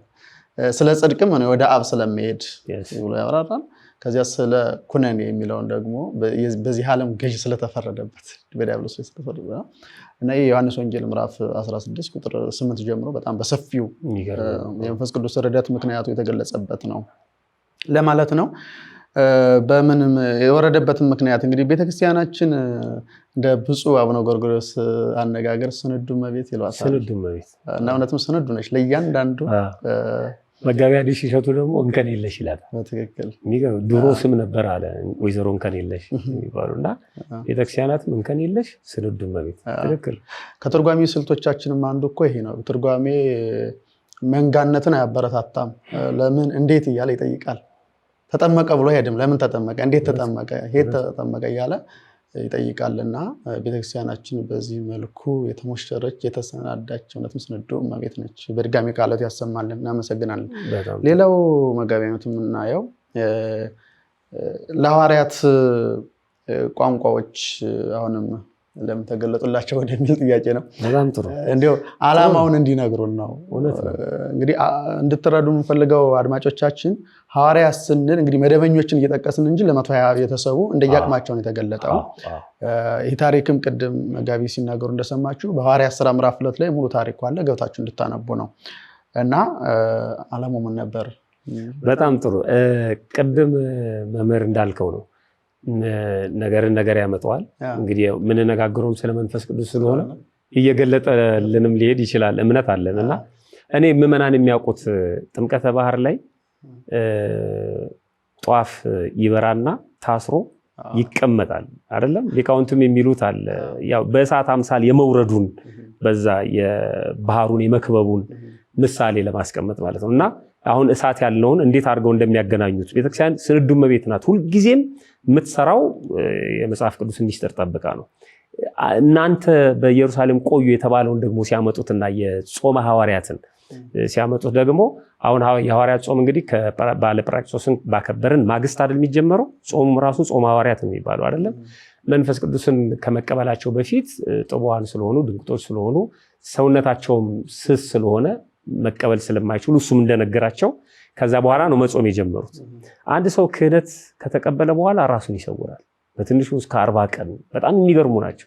ከመቀበሉ በፊትም ሱባኤ የሚገባለ፣ ከተቀበለ በኋላ ግን ክህነቱን አይገልጽም። ኃይል እስክትለብሱ ድረስ ቆዩ የተባለውን ይፈጽሙታል። አሁን ያሉ ካህናትም ቢሆን ክህነት ተቀብለው ለምሳሌ ጠዋት ክህነት ተቀብሎ ሰው ከሰዓት በኋላ አያሳልም የሚባል አባባል አለ። ጠዋት ተመርቶ ከሰዓት መርካቶ እሱ ለብስኩት ነው ይላሉ። ክህነት እንደሱ አይደለም። በጣም በፍርሃት ነው የምንቀበለው። ፈቃድ እግዚአብሔር መጠየቅ አለብን። አንዳንድ ጊዜ አባቶች አገልግሎታችንን ይመለከቱና ፊት ለፊት ማለት ነው እንዲህ ቢሆን እኮ ጥሩ ነው ብለውን በግፊትም እንቀበለው እንችላለን። ግን ከተቀበለው በኋላ ግን በፍርሃት ማገልገል ስላለብን ራሳችንን እንመጣል። ልክ እንደ ቅዱስ ጳውሎስ ማለት ነው ራሴን በሊቢያ በረሃ ጥዬ ነበር ብሎ እንደተናገረውና ይህንን ትፈጽመዋለች ቤተክርስቲያንና የምንናገራቸው ንግግሮች አሁን ቤተክርስቲያን በህይወቷ የምትተገብራቸው መሆኑንም እንዲያውቁልን ለማለት ነው። እና ወደ ቀጣዩ ጥያቄ ከማለፌ በፊት ይሄ ነገር ትዝ ስላለኝ ነው። ለሐዋርያት ልሳን ወይም ቋንቋ ለምን ተገለጠላቸው የሚለውን ከመመለስ በፊት እኔ ይሄ ልሳን የሚለው ላይ መነጋገር ያለብን ይመስለኛል። ልሳን በራሱ ምንድን ነው የሚለውን ግን አሁን ላይ ዝም ብለን በይነን ስንሄድ ቋንቋ እያለን ነው አይደለም? ምክንያቱም በ72 ቋንቋ ተናገሩ ነው የምንለው። ምንድን ነው ስንል አስፈላጊ ስለሆነ ነው። ቋንቋው አስፈላጊ ስለሆነ ነው። መቼ? በዛ ወቅት አስፈላጊ ስለነበር። ያ ወቅት በጣም የተበላሸ ጊዜ ነበር። ያ ጊዜ ማለት ነው። ምንድነው የተበላሸ ጊዜ ያደረገው ስንል ወደ ኋላ ይወስደናል ታሪኩ ማለት ነው። በዓለም ውስጥ የነበረው ሕዝብ በቋንቋ ምክንያት የተበላሸ እንደነበረ የኋላ ታሪክ የሚነግረን ነገር አለ እና ተልቆ ሰጥቷቸዋል ለሐዋርያት። ሁላችንም እንደምናውቀው በማቴዎስ ወንጌል ምዕራፍ 28 ላይ እንግዲህ ሂዱና አሕዛብን ሁሉ ብሏቸዋል። በአብ በወልድ በመንፈስ ቅዱስም እያጠመቃቸዋቸው ያዘዝኳችሁንም ሁሉ እንዲጠብቁ እያስተማራቸዋቸው ደቀ መዛሙርት አድርጓቸው አለና እነሆ እኔ እስከ ዓለም ፍጻሜ ድረስ ከእናንተ ጋር ነኝ። በዓለም ሁሉ እንዲዞሩ አሕዛብን በሙሉ እንዲያስተምሩ ነው። አዎ ስለዚህ አንዱ ቻሌንጅ ምንድነው? ቋንቋ ነው። እኔን አሁን ሂድና ጋምቤላ አስተምር ብትለኝ አልችልም። አይደለም ጋምቤላ እዚህ ኦሮሚያ አካባቢ እንኳን ድንበር ላይ መናገር አልችልም። ማንበብ መማርና ማጥናት ይጠበቅብኛል። ስለዚህ የቋንቋ ቻሌንጅ ነው። ዝም ብሎ አይደለም የሚልክ እግዚአብሔር። በጣም የሚገርም እኮ ነው። ዝም ብሎ ይሄንን አድርጋ አይደለም፣ እንደ ደግ ንጉስ እየሰራ ነው የሚያሳየው እና ሚንሶቹንም አብሮ ነው የሚያመጣልን። እኛ ዞር ዞር ስለማንል ነው እንጂ ዝም ብሎ ስራ የሚያዛምላክ አይደለም። ይሄንን ሚሽን እንዴት ያሳኩት ነበር? ለምሳሌ አንድ ቋንቋ በትንሹ 1 ዓመት ይፈጃል። አሁን በኢንተርናሽናል ስታንዳርድ እንመልከተውና ስኮላር አግኝተው ተማሪዎች ወደ አንድ ሀገር ሲሄዱ ለምሳሌ ወደ ላቲን በሚሄዱበት ጊዜ ቀጥታ ትምህርታቸውን አይደለም የሚማሩት፣ ቋንቋውን ይማራሉ። 1 ዓመት ላቲን ማጥናት አለባቸው። እንግዲህ 72 ቋንቋ አለ በዓለም ላይ 72ቱን ቋንቋ ለመያዝ ስንት ዓመት ይፈጅባቸዋል? 72 ዓመት። ወንጌልን ነው የሚያዳርሱት፣ ቋንቋን የሚማሩት። ስለዚህ ደሞስ የሚያስተምሩ ሁኔታ ያገኙታል። እሱም ሲገኝ ነው ፐርፌክት የሆነ አስተማሪ ይጠይቃል። ትጉ ራሱን የሰጠ ማለት ነው። ስለዚህ ይሄ ቻሌንጅ አለ። እንዴት ነው የሚያስተምሩት? መገለጥ ነበረበት። ተአምር እንደዚህ ነው የእግዚአብሔር ቸርነቱ። እኔ አሁን አንድ ሰው መጥቶ ማርያም ታየችኝ ሲል ፐርፐዙ ምንድነው? የታየችበት ቋንቋ ተገለጠልኝ ሲል ምክንያቱ ምንድነው? እዚህ ውስጥ ቋንቋ ማይሰማ አለ አዳራሽ ውስጥ? ፈረንሳይኛ፣ ጀርመንኛ ነው ዝም ብሎ ስላለው ምንድነው እሱ ነው። ስለዚህ የመጀመሪያው ሚሽን ሰጥቷቸው ነበር። ያ ሚሽን መሳካት ነበረበት። ያ ሚሽናቸው ወይም ተልኳቸው እንዳይሳካ ደግሞ እንቅፋት ነበር። ወደ ኋላ ስንሄድ በኦሪት ዘፍጥረት ምዕራፍ 11 ላይ ምድር ሁሉ በአንድ ቋንቋ በአንድ ንግግር ነበረች ይላል። እንዴት ደስ ይላል! ዓለም በሙሉ በአንድ ቋንቋ። በጣም የሚገርም ነው። እኔ እንደው ቋንቋውን ይመረጥ ቢባል እንገዳደላለን። እርግጠኛ ነኝ እግዚአብሔር መጥቶ በየትኛው ቋንቋ ብትግባቡ ይሻላችኋል ቢል እዛው ነው መወጋጋት ምን ጀምረው። በመላእክት ቋንቋ ይሁን እሺ ጥሩ በቃ ሁላችንም የሚያስማማን ማለት ነው። እና ግን በአንድ ቋንቋ መነጋገር እንዴት ያስደስታል! የትም ሄደ ያን ሰው በስሙ ስትጠራው፣ የትም ሄደ ያ ሰው በሚያቋንቋ ስታወራ። እንደውም ኢትዮጵያውያን ምን ይላሉ? አንድ ሰው በስሙ ስትጠራውና ቋንቋውን ስትናገርለት ደስ ይለዋል ይላሉ። ትክክል ነው። አንተ ውጭ ሀገር ሄደ ማለት ነው ምንም በቃ ሚንስ ጠፍቶ አንድ ሰው መጥቶ እንደ መምህር ምትኩ ቢለ በጣም ነው ደስ የሚል በቋንቋ ሲናገር በስም ሲጠራ ማለት ነው። እና ይሄ በጣም የሚገርም ንግግር ነው። ሐዋርያትንም ይኸውልህ ስም ቀይሮላቸዋል። በጎቼ ድምፄን ያውቃሉ፣ ስማቸውን ለይቶ እረኛ እንኳን ሳይቀር በጎቹን በስም ይጠራቸዋል። ስለዚህ ለተልኳቸው ምቹ አልነበረም። ዓለም በአንድ ቋንቋ ነበረች አለ። ከዛ የተባለውን ታሪክ እናውቀዋለን። ሰዎቹ ጡብ ሰሩ፣ እግዚአብሔርን እንውጋውና እናሸንፈው አሉ። ከዛ በኋላ እግዚአብሔር ኑ እንውረድ ቋንቋቸውን እንደበላልቀው አለና የአንድነትና የሶስትነቱን ንግግር ተናገረ። በአንድ ቋንቋ ትግባባ የነበረች ዓለም ድብልቅልቋ ወጣ ማለት ነው። ቦታዋ ራሷ ድብልቅልቅ ነው የምትባለው ያቺ ቦታ ባቢሎን ነው። ባቢሎን ማለት ድብልቅልቅ ማለት ነው። ስቲል ናው የቦታዋ ተጽዕኖ አለ። አሁን ባቢሎን አካባቢ የምናየው ይሄ ነው። የመካከለኛው ምስራቅ ላይ የምናየው ነገር በትክክል ይሄን ነው የሚያሳየው። በዚህ ድብልቅልቅ ዓለም ውስጥ እንዴት ነው አስተምሩ ቢላቸው? ስለዚህ ቋንቋ ያስፈልግ ነበር ማለት ነው። የትም አትሂድ፣ እዛው የነበሩ አይሁድ በዓለ ሰዊትን ለማክበር 50ኛውን ቀን ለማክበር የተሰበሰቡ ነበሩ። ከመላው ዓለም ራሳቸው ተናግረዋል። ከግሪክ፣ ከሮም፣ ከኤዥያ፣ ከምናምን ከሁሉም መጥተዋል። እነዚህ ሰዎች እንዴት አድሬስ ያደርጉ ነበር? ሐዋርያት እንዴት ያገኟቸው ነበር? ስለዚህ ፐርፐዙ ይሄ ነው። ዋናው ዓላማው ቋንቋ ለምን ገለጠላቸው? በቃ ስብከተ ወንጌል ለማስፋፋት ነው። በቃ ቃል እግዚአብሔርን ለማድረስ ነው፣ ሌላ አይደለም። አሁን በቤተክርስቲያናችን ውስጥ አንዳንድ የቋንቋ ፖለቲካዎችን እሰማለሁ። ምንድነው ዓላማው? ነው በቋንቋ መድረስ ነው አይደለ? ከተማ ውስጥ ለምን እንጨዋለን እኛ? እኔ ከተማ ውስጥ ለምሳሌ ከተማው ሙሉ ትግርኛ ተናጋሪ ነው። ስለዚህ እኔ ለምን ደግሞ በአማርኛ ማውራው? ከተማው ሙሉ ትግርኛ እየተናገረ በአማርኛ ማውራት የለብኝም። አማርኛ ወደሚሰሙ ሰዎች መሄድ አለብኝ ማለት ነው። ከተማው ሙሉ አማርኛ ካወራስ ለምን በትግርኛ አወራለሁ? ገጠር ቲፒካል እዛ ወርጄ እነሱ ነው። ካለዛ ደግሞ ትግርኛ ወይ ኦሮምኛ የሚችል ግን አማርኛ መናገር የሚችል መስማት የሚችል ሰው አሰልጥኜ መላክ ነው ያለብኝ እንጂ ህዝብ በተሰበሰበበት እኔ ቋንቋ መቻሌን ሰውን ከማድነቅ ውጪ ምንም ላመጣ አልችልም። አሁን እኔ እናንተ የምንነጋገረው ንግግር በእንግሊዘኛ ብናደርገውስ ተከታዮቻችን አይደለም ሊሰሙን ሌላ ነገር ውስጥ ነው የሚገቡት ማለት ነው። በእርግጥ ሙሉ ለሙሉ ላንናገረው እንችላለን፣ ግን የባጥቋጡን ብንቀባጠር ሰሚም አናገኝም፣ ትዝብት ውስጥ ነው የምንወድቀው። ስለዚህ ቋንቋ በጣም ወሳኝ ነው እና ለዚህ ነው ለምንድነው ቋንቋ የገለጠላቸው? በነገራችን ላይ ጸጋም አይደለም ሀብትም አይደለም። ምክንያቱም የመጀመሪያውን ታሪክ ስናይ እርግማን አይደለም፣ በእርግማን ምክንያት ነው ቋንቋ ድብልቅልቅ የወጣው። የቋንቋ መገለጽ ያን ጊዜም ዓለም የጠፋችው በቋንቋ ስለሆነ እንድትድንም እግዚአብሔር የፈለገው በቋንቋ ነው መለሰው ማለት ነው። በቃ በዛው በራሳቸው ቋንቋ ቃል እግዚአብሔር መስማት አለባቸው። ምክንያት ያመጡ ነበር። በዕብራይስጥ ብቻ ቢነገራቸው ኖሮ እኛ ዕብራይስጥ የት እናውቃለን? መጀመሪያ ቋንቋችንን ደበላለቀ። ይኸው እግዚአብሔር ይሉና ሲከሱት ማለት ነው። መጀመሪያ እንዳንደማመጥ አደረገን። ከዛ አሁን ደግሞ መጥቶ በአንድ ቋንቋ ይነግረናል ይሉት ነበር፣ በሁሉም ቋንቋ።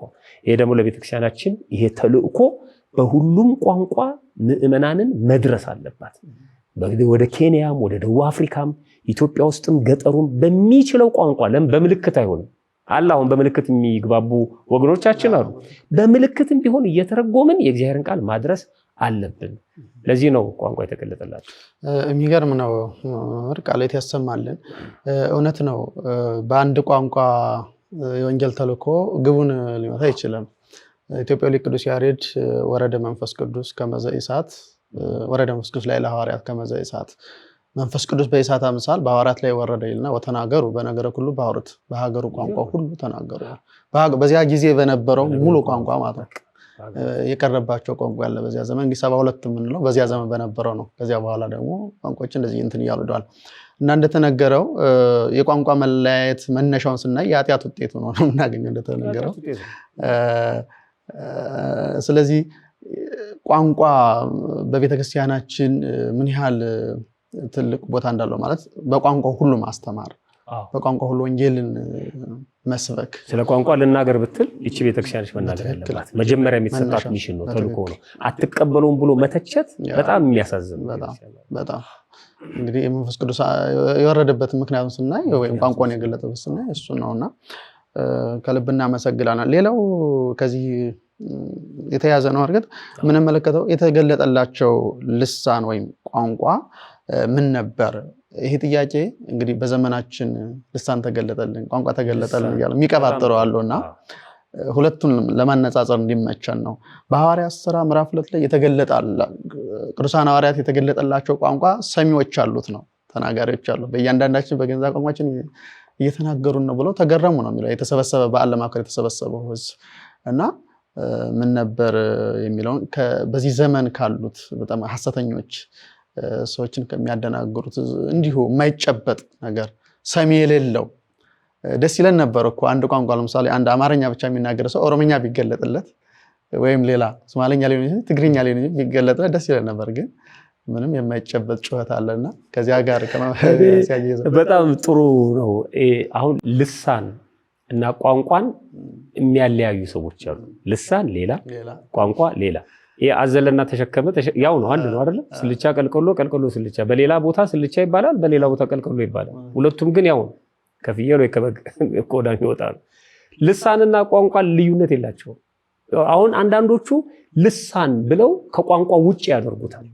ልሳን ንግግር ነው። እንደውም የአማርኛ መዝገበ ቃላታችን ራሱ ይህንን ያስቀምጠዋል። መግባቢያ ነው ቋንቋ። ልሳን ቋንቋ ነው ካልን ቋንቋ መግባቢያ ነው አይደለም? በቁሙ ምላስ፣ አንደበት፣ የአፍ ውስጥ ህዋስ፣ የመብል የነገር መሳሪያ ይላል። ምላስን ማለት ነው። በእርሱ መሳሪያነት የሚነገር ቃልና ቋንቋ ልሳን ይባላል ይላል። በምላስ መሳሪያነት በምላስ መሳሪያነት የሚነገር የሚደመጥ የሚሰማ ቋንቋ በሙሉ ልሳን ይባላል። ለምሳሌ አሁን የትግርኛ ልሳን እንላለን፣ የአማርኛ ልሳን። የትግርኛ ልሳን ማለት የትግርኛ ምላስ ማለታችን አይደለም፣ ቋንቋ ማለታችን። ትግርኛ ቋንቋ፣ አማርኛ ቋንቋ ማለት ልሳነ ግዕዝ። እግዚአብሔር ይስጥልኝ። ልሳነ ግዕዝ ማለት የግዕዝ ምላስ ማለት አይደለም። በነገራችን ላይ አሁን ከአብራሮት ትርጉም ውስጥ አንዱ ነው ቋንቋ። የልሳን አንዱ ትርጉም ነው ቋንቋ የሚለው፣ ምላስ የሚለው፣ ሐዋስ የሚለው እንዳለ አማርኛ ስናመጣው ቋንቋ ማለት ነው።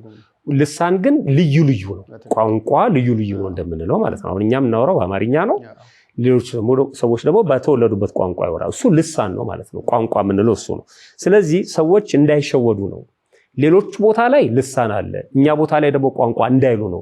እዛ ጋር ልሳን የሚባል ነገር የለም። ቋንቋ ከሌለ ልሳን የለም፣ ልሳን ከሌለ ቋንቋ የለም። ሁለቱ አንድ ናቸው። አዘለም ተሸከመም ያው ነው፣ ልዩነት የለውም። አንዳንድ ሰው አዝሎታል ሊል ይችላል፣ አንዳንድ ሰው ተሸክሞታል ሊል ይችላል። ከዚህ አንጻር የተገለጠላቸው ቋንቋ ነው ማለት ነው። ለሐዋርያት ቋንቋ ነው። እኔ አሁን በልሳን እናገራለሁ የሚለኝ አንድ ሰው ቢመጣ የምን ሀገር ቋንቋ ነው? ያ ቋንቋ በቋንቋ እናገራለሁ እያለኝ ነው። ሶማሊኛ ነው መለኪያ አሉት። ፊደል አለው አይደለም? የሚናገር ህዝብ አለው። እግዚአብሔር ይስጥልኝ። እሱ ደግሞ የቋንቋ ኤክስፐርቶች ደግሞ ያብራሩታል፣ ብዙ ናቸው። እኛ በምናውቀው ግን ቋንቋ መግባቢያ ነው። ስለዚህ ልሳን ተገለጠልኝ ሲል አንድ ሰው መግባባት ችሏል ማለት ነው። ለሐዋርያት 72 ቋንቋ ነው የተገለጠላቸው። ሚሽኑ ማነው ተልኮውን ስለምንነቱን ባለፈው በቀደም ሲል አብራርተናል። 72 ነው ከሚናገሩት ጋር ነው 72 እንጂ 71 ነው ይላሉ ሊቃውንቱ። የለም 72 ነው። ምክንያቱም ይላሉ እነሱ የገሊላ ሰዎች ናቸው። ገሊላ ደግሞ ገጠር ነው። አሁን ያሉበት ደግሞ ኢየሩሳሌም ከተማ ላይ ነው ያሉት። አንዳንድ ጊዜ ከገጠር የመጣ ሰው ከተማ ላይ በደንብ አንደበቱን አርትቶ መናገር አይችልም። የሚችለው ቋንቋ እንኳን ቢሆን ማለት ነው። ለምሳሌ አማርኛ እኮ የቀበሌኛ አለ አይደለም? የገጠር አማርኛ አለ። እንደገና ደግሞ የከተማ አማርኛ ደግሞ አለ። አቀላጥፈው ያንኑ ቋንቋቸውን እንኳን አቀላጥፈው መናገር ቻሉ። አየህ፣ መስበክ ቻሉ፣ መግባባት ቻሉ። ልክ አሁን የገጠር ሰው ከተሜ ሲሆን ከደላሎቹ ጋር ከሚሸጡ ከሚገዙት ጋር እኩል መናገር ይከብደዋል። እየለመደው ሲሄድስ በቃ ሌሎቹ ሁሉ እስኪገረሙ ድረስ መናገር ይችላልና ያንንም አርትቶላቸዋል። ስለዚህ ነው 72 የሚሉት እንጂ በትክክል አዳዲሶቹ 71 ናቸው። ግን ሁሉም የሚሰሙ ናቸው። የሚገርመው ሩቅ ሳንሄድ ምስክርነቱ እዛው ላይ አለ። የሐዋርያት ሥራ ምዕራፍ 2 ላይ የሚሰሙት በጣም ተገርመው ይህም ድምጽ በሆነ ጊዜ ህዝቡ ሁሉ ተሰበሰቡ፣ እያንዳንዱ በገዛ ቋንቋው ሲናገሩ ይሰማ ስለነበረ በገዛ ቋንቋው ነው ያለው። እያንዳንዱ በገዛ ቋንቋ ማለት ብዙ ቋንቋ ተናጋሪ ነበር፣ ተሰብስቦ ነበር ማለት ነው። ይሄ እኮ ዕድል ነው። አሁን ይሄ ቋንቋ አንድ ሰው ቢኖረው በሚሄድበት ቦታ ሁሉ ፓስፖርቱን ይዞ በሚሄድበት ድንበር በሙሉ እየተናገረ ሲሄድ ማለት ነው። በቃ እሱን ነው ማሰብ ያለብን። በጣም የሚደንቀው ሐዋርያት በአንድ ቋንቋ ሲናገሩ መንፈስ ቅዱስ ራሱ ለሁሉም እየተረጎመ በሚሰሙት ቋንቋ ይናገራቸው ነበር ይላል። ራሱም ተርጓሚ ነው፣ ተናጋሪም ነው መንፈስ ቅዱስ። በአብነት ትምህርት ሊቃውንቱ እንደሚሉት ማለት ነው። እና ሲናገሩ ይሰማ ስለነበረ የሚሉትን አጡ፣ ተገርመውም ተደንቀውም እንዲህ አሉ፣ እነሆ እነዚህ የሚናገሩት ሁሉ የገሊላ ሰዎች አይደሉምን? ምን ማለት ነው? በገሊላ የሚነገረውን ቋንቋ የሚችሉ በገሊላ የሚኖረውን ባህሉን፣ ኑሮውን፣ ሃይማኖቱን በቃ የገሊላ ሰዎች ናቸው። አሁን ለምሳሌ የገጠር ሰዎች ናቸው። በቃ በአንድ ገጠር የተወለዱ ሰዎች ናቸው። ደግሞ የሚገርመው እኔ ምክንያት እንዳያገኙም ይመስለኛል አሁን ሁሉም ከገሊላ መገኘታቸው። እንደው ግማሹን ከግሪክ ከምናምን ቢያደርግ እንኳን አይቀድሞ የተወለዱበት ስለሆነ ይችሉታል እንዳይሉ ማለት ነው። ሁሉም ከገሊላ አይደሉምን? እኛም እያንዳንዳችን የተወለድንበትን የገዛ ቋንቋችንን እንዴት እንሰማለን? የገሊላ ሰዎች ሆነው የተወለድንበትን ቋንቋ ነው የሚናገሩት። እንዴት ነው? እኛ አሁን የምንለው ማን ገልጾላቸው ነው? መንፈስ ቅዱስ ገልጾላቸው ነው። እነሱ ግን ይሄን አያውቁም፣ ገና ናቸው። እንዴት ነው ብለው ተገረሙ። ስለዚህ ለሐዋርያት የተገለጠላቸው ቋንቋ ነው። ሀገሩን ሲዘረዝሩት የጳርቴና የሜድ የኢማሌጥም ሰዎች በሁለቱም ወንዝ መካከል በይሁዳም በቆጶዶቅያም በጴንጦስም በእስያም በፍርጊያም በጵንፍልያም በግብፅም በቀሬናም በኩል ባሉ በሊቢያ ወረዳዎች የምንኖር በሮሜ የምንቀመጥ አይሁድም ወደ ይሁድነት የገባን የቀርጤስና የአረብ ሰዎች የእግዚአብሔርን ታላቅ ስራ በልሳኖቻችን ሲናገሩ እንሰማቸዋለን። የነዚህ ሁሉ ሀገር ሰዎች ሰምተዋል። ሄድ ወደ ፕሮቴስታንት አዳራሽ፣ እዛ ውስጥ ያሉት ሲጀምር ኢትዮጵያውያን ናቸው። የሚነገረውን ቋንቋ ይሰሙታል? በጭራሽ አይሰሙትም። እንደውም አንድ የሚባል አለ ጀርመን ውስጥ አንድ ኢትዮጵያዊ በልሳን እናገራለን ብለው ጀርመኖቹ በጣም ሲዘባርቁ በገነና በጣም ተናዶ የቤተክርስቲያን ሰው ነው እንደ መርጌታ ነው እና ብድግ ብሎ ብፁዕ ብእሲ የሚለውን የመዝሙር አንድን እያለ ወጣ ማለት ነው። ወረ በምክረ ክርስቲያን እያለ ማለት ነው። እና ቆይ ቋንቋ ተገልጾለት ነው ምናምን አሉና ሰጡት ማለት ነው። ከዛ በኋላ ምንድነው የተገለጸለት? አንድ ሰው የሚያስብ ብፁዕ ብእሲ ሲል እኔ የምታዩኝ ወንድማችሁ ሲተረጉምለት ማለት ነው። እዚህ ጀርመን መጥቼ የማይሆን የማይገናኝ ማለት ነው ይተርጎም ተብሎ እና ስቆባቸው ነው የወረደው ይላል። ይሄ እውነተኛ ታሪክ ነው። በትክክል ጉዳዩን አሳክቼ አልተናገርኩት ይሆናል እንጂ እና ምንድነው የተገለጠው ቋንቋ ምንድነው የሚለው እኔ አይደለም ሰዎቹ ራሱ ተናጋሪውም የሚያዳምጠው አይመስልኝም። ዝም ብሎ ይሄ ዳዳዳዳዳ ምላስና ተናጋም ብቻ ማገናኘት ፊደሎችም አይደሉም ሲጀምር ማለት ፊደል እንኳን በዚህ ልክ አይጠራም እና እሱ ማለት አይደለም። በቃ አንድ ሰው ቢያንስ መመስከር የለበትም ይሄ ወላይትኛ ነው ሚል አንድ ሰው መኖር የለበትም። ይሄ ሲዳምኛ ነው የተወለድኩበት ቋንቋ ነው በሲዳምኛ እንዲህ ማለት እንዴ አሁን የሚነግራችሁ በሲዳምኛ ነው ሰውየው ቢል እንኳን ምን አለበት በጭራሽ ዝም ብለህ ብቻ አሜን ማለት ነው። በቃ ዝም ብለህ አሜን አሜን አሜን። እሱ ደግሞ ዛር ቤትም ይባላል። ጠንቋይ ቤትም በነገራችን ላይ አሜን ነው የሚባለው። እንደውም አንድ ሴትዮ ይባላል ጠንቋይ ቤት ዝም ብሎ አሜን ነው የሚባለው ተብላ ጥያቄ ማንሳት አሜን አሜን ብሎ መቀበል ነው። እና ልጅ አልነበራት። እንደው ለምን መጣሽ አላት። እንደው በእርሶ መጀን ልጅ ፈልጌ ነው አለች። ችግር የለውም ልጅ ይሰጥሻል ምናምን። እሷ ጎንበስ ብላ ያመጣቻት ሴት ደግሞ አለች አሜን ነው የሚባለው ትላታለች። አሜን በቃ አሰበና ጠንቋዩ ከመጀመሪያ ባልሽ ወንድ ልጅ ጀባ ብለንሻል አላት። ከዛ እሷ ደግሞ አልለመደችውም አይደል በስልጣና ነው የመጣችው። ወይ የመጀመሪያ ባሌ እኮ ሞቷል አለች። እውነቷን እኮ ነው አሜን ነው የሚባለው አሏት። በግድ እሺ ብላ አሜን አሜን ከሞተ በኋላ እንዴት ትወልዳለች?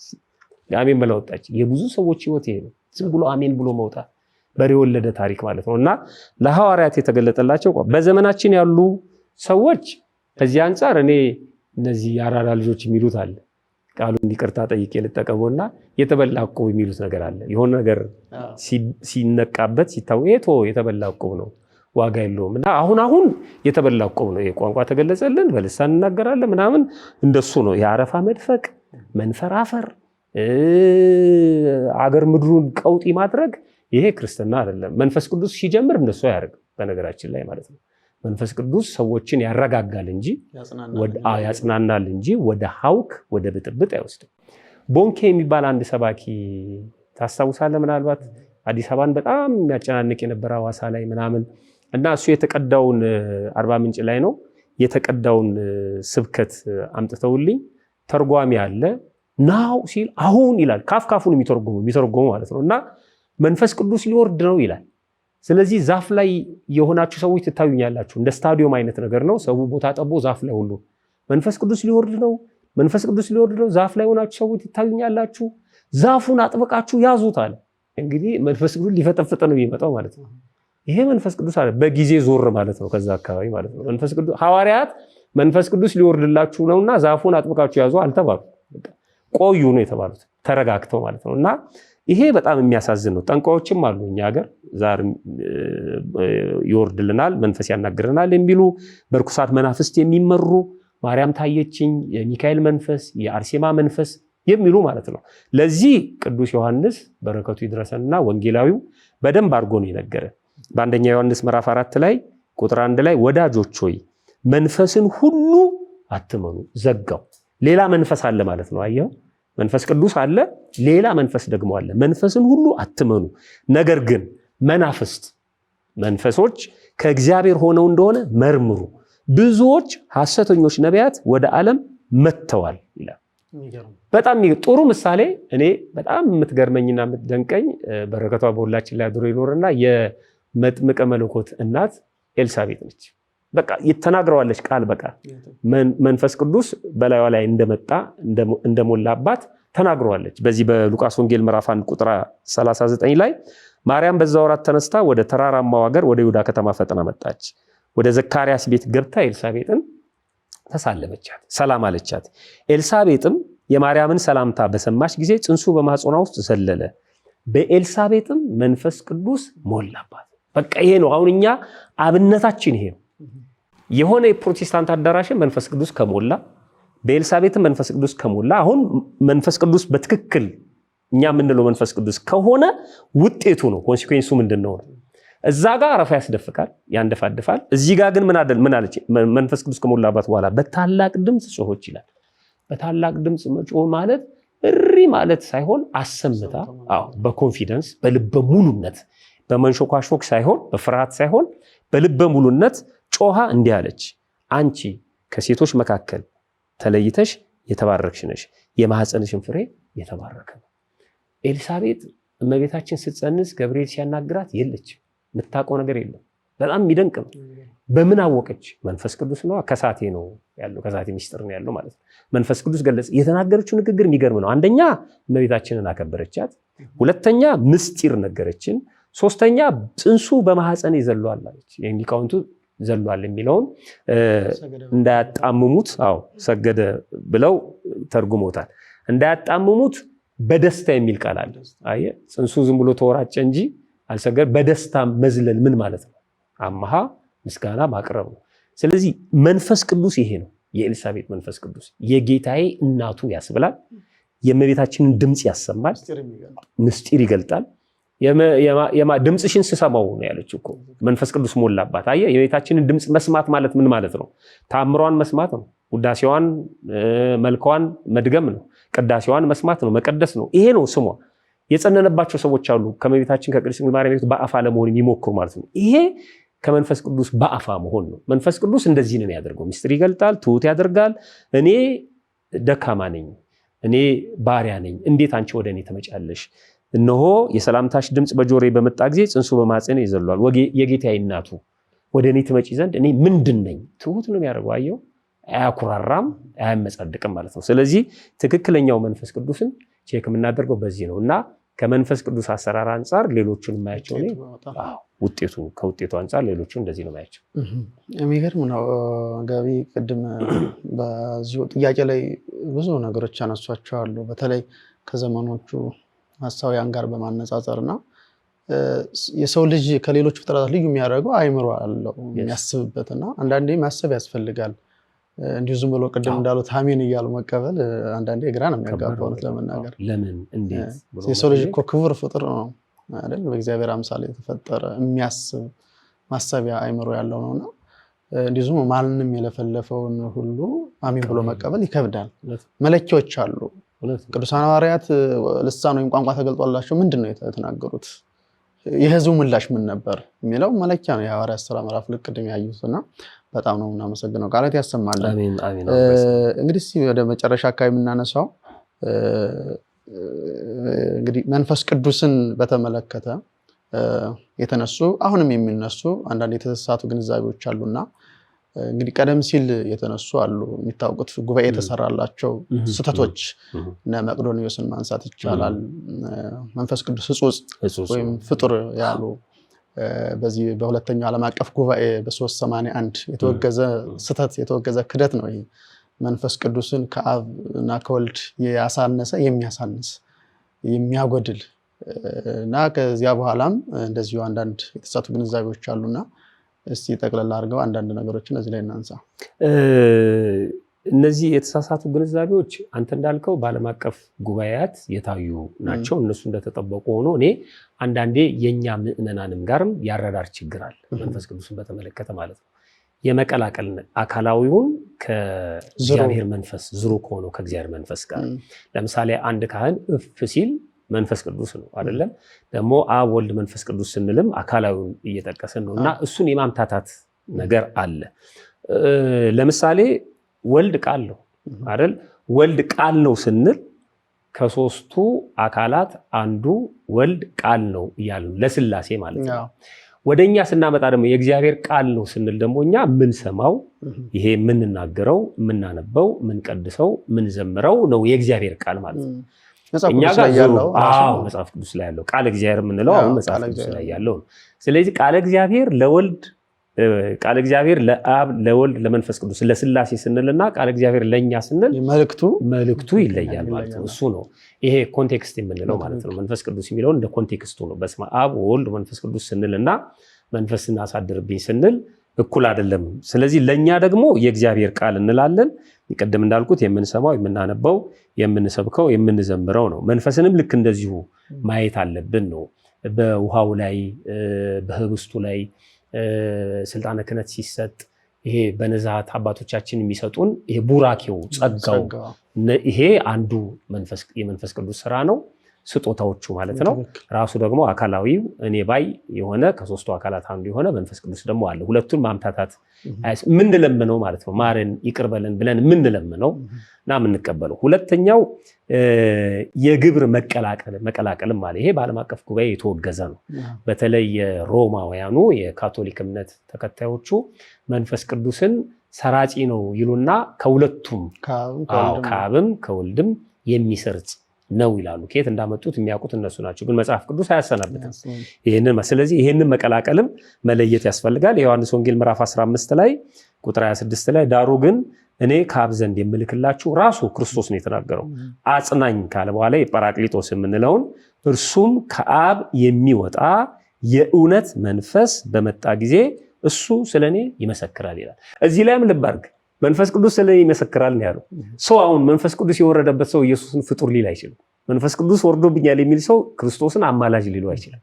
አዮ ስለኔ ነው የሚመሰክረው፣ የባህሪ አምላክነቱን ነው የሚመሰክረው። ሐዋርያትም እኮ ይሄን ከተቀበሉ በኋላ ስለ ክርስቶስ እየመሰከሩ ነው የሞቱት። አሁን ልትሸከሙት አትችሉም። ይመሰክራል የሚለው በራሱ አካላዊ መሆኑንም አካላዊ መሆኑንም ግን ትልቁ ነገር ከአብ የሚወጣ ብሎ በትክክል ገልጾታል። ወነአምን መንፈስ ቅዱስ እግዚእ መሐዊ ዘሰረጸ እምአብ። ይሄ ጸሎተ ሃይማኖት ላይ የምንለው እንዲህ ብለን ነው እኛ የምናምነው። ይሄን መለየት ያስፈልጋል።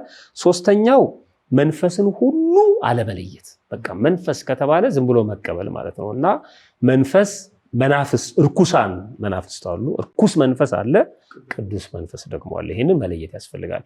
የዚህ ዓለም ገዢ አለ፣ እንደገና ደግሞ የባህሪው የሆነ ትክክለኛ ገዢ ደግሞ አለ። የጨለማው ገዢ አለ፣ የብርሃን ገዢ ደግሞ አለ። ስለዚህ ይሄንን መቀላቀል ይታያል። ቅድም እንዳለው ዮሐንስ መናፍስት ወደ ዓለም ብዙዎች አሳቶች ገብተዋልና መንፈስን ሁሉ አትመኑ መርምሩ ስላለ መመርመር ያስፈልጋል። የጥንቆላ መንፈስም አለ። በነገራችን ላይ መጽሐፍ ቅዱስ ላይ ቃል በቃል አለ። የሐዋርያት ሥራ ምዕራፍ 16 ቁጥር 16 ላይ ወደ ጸሎት ስፍራ ስንሄድ የሟርተኝነት መንፈስ የነበረባት ለጌቶቿም እየጠነቆለች ብዙ ትርፍ ታመጣ የነበረች አንዲት ገረድ ነበረች ይላል። የጥንቆላ መንፈስ አለ እና የሚያስጠነቁል ከነዚህ ከወደቁት እርኩሳን መናፍስት ቁጥር ወይም ደግሞ እድል ተርታ የሆነ እርኩሳን መናፍስት የተቆጣጠሯቸው ሰዎች አሉ ማለት ነው። እነዚህን ማወቅ ያስፈልጋል። የመዳፋቸውን እናይላቸዋለን። የተጠጣ ሲኒ ገልብጠን እናያለን። በጀበና በምናምን እንጠነቁላለን። በደም በመቀባት በምናምን እነዚህን መናፍስት መለየት ያስፈልጋል። እነዚህ ናቸው አሁን በምዕመናኑ ዘንድ ብድግ ይልና አንዳንድ ሰው መንፈሱ ተናግሯል ይላል። የትኛው መንፈስ ነው የተናገረው? ሰውየው ላይ ያደረው የሚያስጮህ ርኩስ መንፈስ ነው። እሱን ደግሞ ልንሰማው አይገባም። ክርስቶስም ቢሆን ያን መንፈስ አላዳመጠውም። ዝም በልና ውጣ ነው ያለው። ብዙ ሰው እሱን ይሰማል። ስለዚህ መንፈስ ሲባል የአርሴማ መንፈስ፣ የሚካኤል መንፈስ ዝም ብሎ አንድ ሰው ከኛ መካከል ብድግ ይልና ይቆማል። ምንድነው ሲባል የአርሴማ መንፈስ ነው። አርሴማ ልትናገር ነው። በዚህ ሰውዬ ላይ በጣም የሚገርም ነው። ይሰሙታል ሰዎች። ስለዚህ ሰይጣን ደግሞ በጣም ክፉ ነው እና ልባችንን ከሰጠነው አይደፍርም። በጣም ፈሪ ነው። ተሸንፏል። ቅዱስ ጴጥሮስ እንደነገረን ዙሪያችንን ነው የሚዞረው እንደሚያገሳ አንበሳ። መስመሩን ለቀን ከወጣንለት ግን በጭራሽ የሚፈታን አይደለም። ስለዚህ አንዳንድ ሰዎች ይሄዳሉ ወደዛ። ጸበል ለመጠመቅ ጠንቋይ ቤት የሚሄዱ ሰዎች አሉ። የትኛውን ጸበል ልጠመቅ ብለው ጠንቋይ የሚጠይቁ ማለት ነው። መንፈስን አለመለየት ነው። እነዚህን ሁለት መንፈሶች መቀላቀል አይቻልም። መንፈስ ቅዱስ ሌላ ነው፣ እርኩስ መንፈስ ደግሞ ሌላ ነው። ስለዚህ ይሄን የመቀላቀል ስሜት አለ። እሱ ነው እንግዲህ የተሳሳቱ ግንዛቤዎች ብዬ እሱ ላይም አሁን ካነሱት በተለይ በየጸበሎቶች የምንሰማቸው አንዳንዴ ይገርማል። እንዴት ሲጀመርስ የርኩስ መንፈስ ምስክርነት ልክ እንደ እውነት እንዴት ሰው ሊቀበለው ይችላል? እውነት ከርኩስ መንፈስ አይገኝም። እውነት ነው። የሐሰት ባለቤት አለ። አቧላ ሐሰት ነው። የሐሰት ምንጭ ነውና ልክ እንደ እውነት የሰይጣን ምስክርነት ተሰምቶ ሰው ተቀብሎ ባልና ሚስት የሚለያዩበት፣ ጎረቤት ከጎረቤት የሚጣላበት ብዙ ነገሮች ይሰማሉ። በተለይ በዚህ ዙሪያ በጣም አድማጮቻችን ጥንቃቄ ያስፈልጋል። እንደተባለው እውነት ነው። በክርስትና አስተምሮ ክርስቶስ አምላካችን በመዋዕለ ሥጋዌው የሰይጣን ምስክርነትን መስማት ስለማይገባ እውነት ከሰይጣን ስለሌለ ዝም ብለው ወጣ እያለ ነበር ሲያስወጣ ምናምን። አንዳንዴ በጣም ያስቸግራል። ጥሩ መልእክቶችን ነው የነገሩን። እዚህ የሐዋርያት ሥራ ላይ ራሱ ያነበብነው ላይ እኮ እነ በርናባስ እነ ሳውልን እነ ጳውሎስን ያጋጠማቸው እቺ ለጌቶቿ ትርፍ ታስገባ የነበረችው የጥንቆላ መንፈስ ያደረባት ሴት እኮ እነሱን ስታያች እኮ የተናገረችው ንግግር ነበር። እነዚህ ሰዎች የድህነትን መንገድ የሚነግሯችሁ ናቸው እና ስሟቸው። አየው እውነት ነው እኮ እና እዛ አካባቢ ያለው ሰው ልብ እንዲሰጠው ለሰይጣን ለካ እውነትን የሚናገረው እንዴ። ግን ምንድነው ያለው ቅዱስ ጳውሎስ? ውጣ ነው ያለው። ገሰጸው ይላል። ያን ርኩስ መንፈስ አልተቀበለውም ምስጋናውን ማለት ነው። ሌላ ነገር እንዳይናገር ቶሎ ውጣ አለው። እና አንዳንድ ጊዜ ጆሮአችንን ከሰጠነው ሰይጣን በጣም ከባድ ነው። እኔ ደብረ አሚን ተክለ ሃይማኖት ብዙ ቦታ ተናግሬዋለሁ። እህቴን እያስጠመቅኩ እያለ አባ ገብረ መድኅን የሚባሉ አንድ ጥሩ ትሁት አባት ነበሩ የሚያጠምቁ። ያው የቤተክርስቲያኑ ሰበካ ጉባኤው ያወቀው ትልቅ የጸበል ቦታ ነው ደብረ አሚን መርካቶ፣ ምዕመናን ያውቁታልና ስርዓቱ ሁሉ በጣም የተለየ ነው። ገድል ይነበባል፣ ጸሎት ይደረጋል። በስርዓት ነው ሁሉም ሰው የሚጠመቀውና አዳራሹ ውስጥ ትምህርት ተሰጥቶ ማጥንት ተደርጎ በመስቀል ሁሉንም እየዳሰሱ እኛ አባት አንዲት ልጅ ላይ ያደረው ርኩስ መንፈስ ይጮሃል እና የት ነው ያስካት ብለው ይጠይቃሉ ማለት ነው። ወደ ሰንበት ትምህርት ቤት ስትሄድ አለ። በወቅቱ እኔም ራሴ ደንግጫለሁ። ሁሉም ሰው ይደነግጣል። ሾክድ ነው የምትሆነው ወደ ሰንበት ትምህርት ቤት ስትሄድ የሚለው። እሳቸው ግን ያውቁታል። በጣም ዌል ትሬንድ ናቸው በዚህ ነገር። በጣም በቃ የተሰጣቸው ጸጋ ነው። ከዛ መጨረሻ ላይ አንተ ቀጣፊ ደግሞ ሰው ወደ ሰንበት ትምህርት ቤት ሲሄድ የመያዝ ስልጣን የሰጠህ ማን ነው? አሁን ዝም ብለው ውጣ ብለው አናዘው ከወጣ በኋላ በመጀመሪያ አናዘው ከማስወጣታቸው በፊት ማለት ነው ከማስወጣታቸው በፊት ለምንድን ነው እንዲህ አልከው አሉት። አየው እንግዲህ እግዚአብሔር ለምን ተብሎ የማይጠየቀው ሰይጣን ይጠይቃል ማለት ነው። ለምን ይሄንን አልክ አሉት። ወደ ሰንበት ቤት አይ ይሄንን ያልኩት የእናትየውን ልብ ፈልጌ ነው አለ። ኢማጂን እናትየው እዛ ነበሩ ማለት ነው። በደም ተግባብተዋል። ሰይጣንና ከእናትየው ማለት ተግባብተዋል። በጣም ይፈልጋቸው ነበር። ይሄን ስለሰሙሳቸው ልጅቷን ከልቧ ከተመለሰና ሰይጣኑን ካባረሩት በኋላ ያው ተራይዘ ደግሞ ትገባለህ ወደ ጸበሉ ማለት ነው። እና እናትየውን ጥሩልኝ አሉሳቸው። እናትየው መጡ። በትህትና ነው የሚያናግሩት። ሰው ፊቴ ላይ አለ ገጻቸው ራሱና እናታችን ደህናት መስቀል አሳለሟቸው ምናሏቸውና አሁን ልጆ ታማ ሰይጣን በሷ ላይ አድሮ የተናገረውን ሰምተዋል አሏቸው። አዎ ሰምቻለሁ። እንደው ምን ተሰማዎት አሏቸው። እኔ አሉ አባ የዛሬን ትዳንልኝ እንጂ ሁለተኛ እግሯን ወደ ሰንበት ቤት አታነሳትም ብዬ ወስኜ ነበር። በቃ ይሄን ነው የሚፈልገው። እስኪ ጥምቀት አካባቢ የሄዱ ሰዎች ያን አጋንንት የሚናገረውን ንግግር ሰምተው ያልወሰኑ ሰዎች እስኪ ይንገሩ። ብዙ ወስነዋል። ከእናታቸው ጋር ተጣልተዋል። የንስሐ አባታቸውን አባረዋል። ከሰንበት ቤት ወጥተው ሊሆኑ ይችላሉ። ምክንያቱም ድግምት ያደረገብህ መርጌታ ገሌ ነው ስላለው ማለት ነው። ቄስ ገሌ ነው ስላለው መስቀል መሳለም አቁመዋል። በቃ አግኝቷቸዋል ማለት ነው። ጆሮ መስጠት አያስፈልግም። መንፈስን ሁሉ አትመኑ ያለው ለዚህ ነው። ዝም በልና ውጣ ያለው ክርስቶስ እኮ ለዚህ ነው። በጭራሽ ሰይጣን ሊመሰክር አይገባም። በጎ ነገርም ሊነግረን አይገባም። ተገዶን ካልሆነ በስተቀር እሱም ቢሆን በቃት ይጠይቃል። በጣም ተገዶ እነ ተክለ ሃይማኖት ለህዝቡ እንዲመሰክር አድርገውታል። ስታስታቸው የነበርከው አንተ ነህ፣ ስለዚህ ራስህ ተናገር ብሎት እኔ አምላካችሁ አይደለሁም፣ አምላካችሁ ሰማይና ምድር የፈጠረው ነው፣ እኔ ግን ሳስታችሁ ነበር ብሎ ተናግሯል። ፐርፐዝ አለው። አየህ ያ ህዝብ ይሄ ካልተነገረው ሊሰማ ስለማይችል ማለት። ከዛ አሁን ግን ይሄን አካባቢ ለቅቄ ሄጃለሁ ቢናገሩ እንኳን ፋክቷን ቅዱሳን አስጨንቀውት ነው። ግን አሁን በዚህ ቅድስና ህይወት ውስጥ የሌለን ሰዎች ዝም ብለን ሰይጣንን ተናገር ብለን ሰው የምናስፈጅ ከሆነ በጣም ከባድ ነው። በጣም ከባድ ነው። በጣም እንግዲህ ጥያቄዎችን ጨርሻለሁ። በተለይ መጨረሻ ላይ ያነሷቸው ሐሳቦች መንፈስ ቅዱስን በተመለከተ የተሳቱ ግንዛቤዎችን ከማጣት አንፃር ምዕመናንም ቢሆን ለይተው ማወቅ ያለባቸውን ነጥቦች ያነሷቸው በጣም ትልቅ ነገር ነው። ቀደም ሲል የተፈጠሩ ክደቶች ተወግዘው የታወቁ ናቸውና ከዚያ በኋላ ግን በራሱ አሁን አንዳንድ ምዕመናን የሚፈጠሩ ስህተቶችን በጣም በደንብ ማጥራት ያስፈልጋል። እንግዲህ የተወደዳችሁና የተከበራችሁ የእግዚአብሔር ቤተሰቦች በተለይም የዘደብረ ሰላም አዳማ ሚዲያ ተከታታዮቻችን ከመምህራችን ጋር ሰፋ ያለ ቆይታ ነበር ያደረግነው። ደግሞ ቅድም እንደተናገርነው ጊዜው ስለሚገታን ሰዓት ስለሚገታን እንጂ ነገረ መንፈስ ቅዱስ በዚህ ሰዓት በዚህ አጭር ጊዜ ተነግሮ የሚያልቅ አይደለም። በጣም ሰፊ ነው። በዋናነት መነሳት ያለባቸው ነጥቦች እያነሳን የቆየ ነው። ጳራቅሊጦስ ሌላኛው መንፈስ ቅዱስ መሆኑን፣ መንፈስ ቅዱስ ደግሞ ከሶስቱ አካላት አንዱ አካል ፈጣሪ መሆኑን በተለይ በዚህ በመጽሐፈ ኢዮብ 33 ቁጥር 4 ላይ የእግዚአብሔር መንፈስ ፈጠረኝ ይላልና ፈጣሪነቱን መረዳት በደንብ ያስፈልጋል። እንዲሁ በመጨረሻ በተለይ ሰሚዎቻችን እንዲረዱት እንፈልገው ሌላው ወረደ የሚለው በራሱ የሚተረጎም ቃል ነው።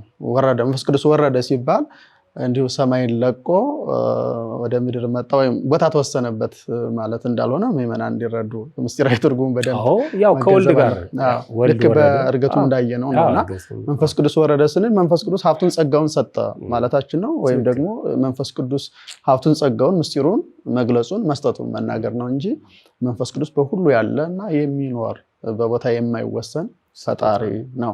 ከአብ ከመንፈስ ቅዱስ ጋር አንድ የሆነ አባ ሕርያቆስ በቅዳሴ ማርያም ላይ እንዲህ ይላል። ኢየዞ አብ ለወልድ በከዊነ አብ ወያቢ ወልድ በከዊነ ወልድ ወመንፈስ ቅዱስኒ ሩይ ውእቱ። ምን ማለት ነው?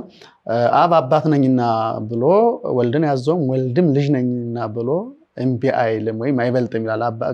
ከአባቱ የሚበልጥ ልጅ አለና ብለው ሊቃውንቱ ያትታሉ። ከዚያ ጋር አያይዘው ወመንፈስ ቅዱስኒ ሩይ ውእቱ መንፈስ ቅዱስም ከአብ እና ከወልድ ጋር በባህሪ በስልጣን በፈቃድ በአገዛዝ አንድ ነው ብለው አስቀምጠው። ለዚህ እኮ ነው ወልድን ተላከ እንላለን። እንደገና ደግሞ ወልድ ደግሞ እልክላቸዋለሁ ይላል። በመላክ አንድ መሆናቸው ስልጣንን ለማጠየቅ ስልጣን አንድ ስለሆነ እንግዲህ ይህን ይመስላል ቆይታችን። ደስ ይላል። መጋቤ ሃይማኖት መምህር ምትኩ አበራ ከልብ እናመሰግናለን። እኔም አመሰግናለሁ እንድመሰክር እድሉን ስለሰጣችሁኝ። ይሄ ሚዲያው ባይኖር የተሰጠንን ኃላፊነት እንወጣው ነበር። ስለዚህ ጥሩ ነው። ሚዲያውም ጥሩ ነው። በቅርብ ጊዜ እንደተመሰረተ አይደለም፣ ብዙ ተከታዮች አሉት። በተለይ አሁን ሶሻል ሚዲያው ላይ ነው ሰው ያለው። ጠንክሮ መስራት ያስፈልጋል። ደግሞ ይሄንን የምታዩ ምዕመናንም የተለመደ ነው። ተራ ነገር ላይ ሰው ጊዜውን ያጠፋል። እናንተም የዚህ የሚዲያው አካል እንድትሆኑ ላይክ፣ ሼር፣ ሰብስክራይብ በማድረግ ሌሎቹን በማጋራት የበኩላችሁን አስተዋጽኦ እንድታደርጉ ብዬ መልእክቴን አስተላልፋለሁ። ስለ ሁሉም ነገር እግዚአብሔር ይመስገን። አመሰግናለሁ። እግዚአብሔር ይስጥልን። አመሰግናለን። በድጋሚ እንደምንገናኝ ተስፋ አደርጋለን። እግዚአብሔር ይስጥልን።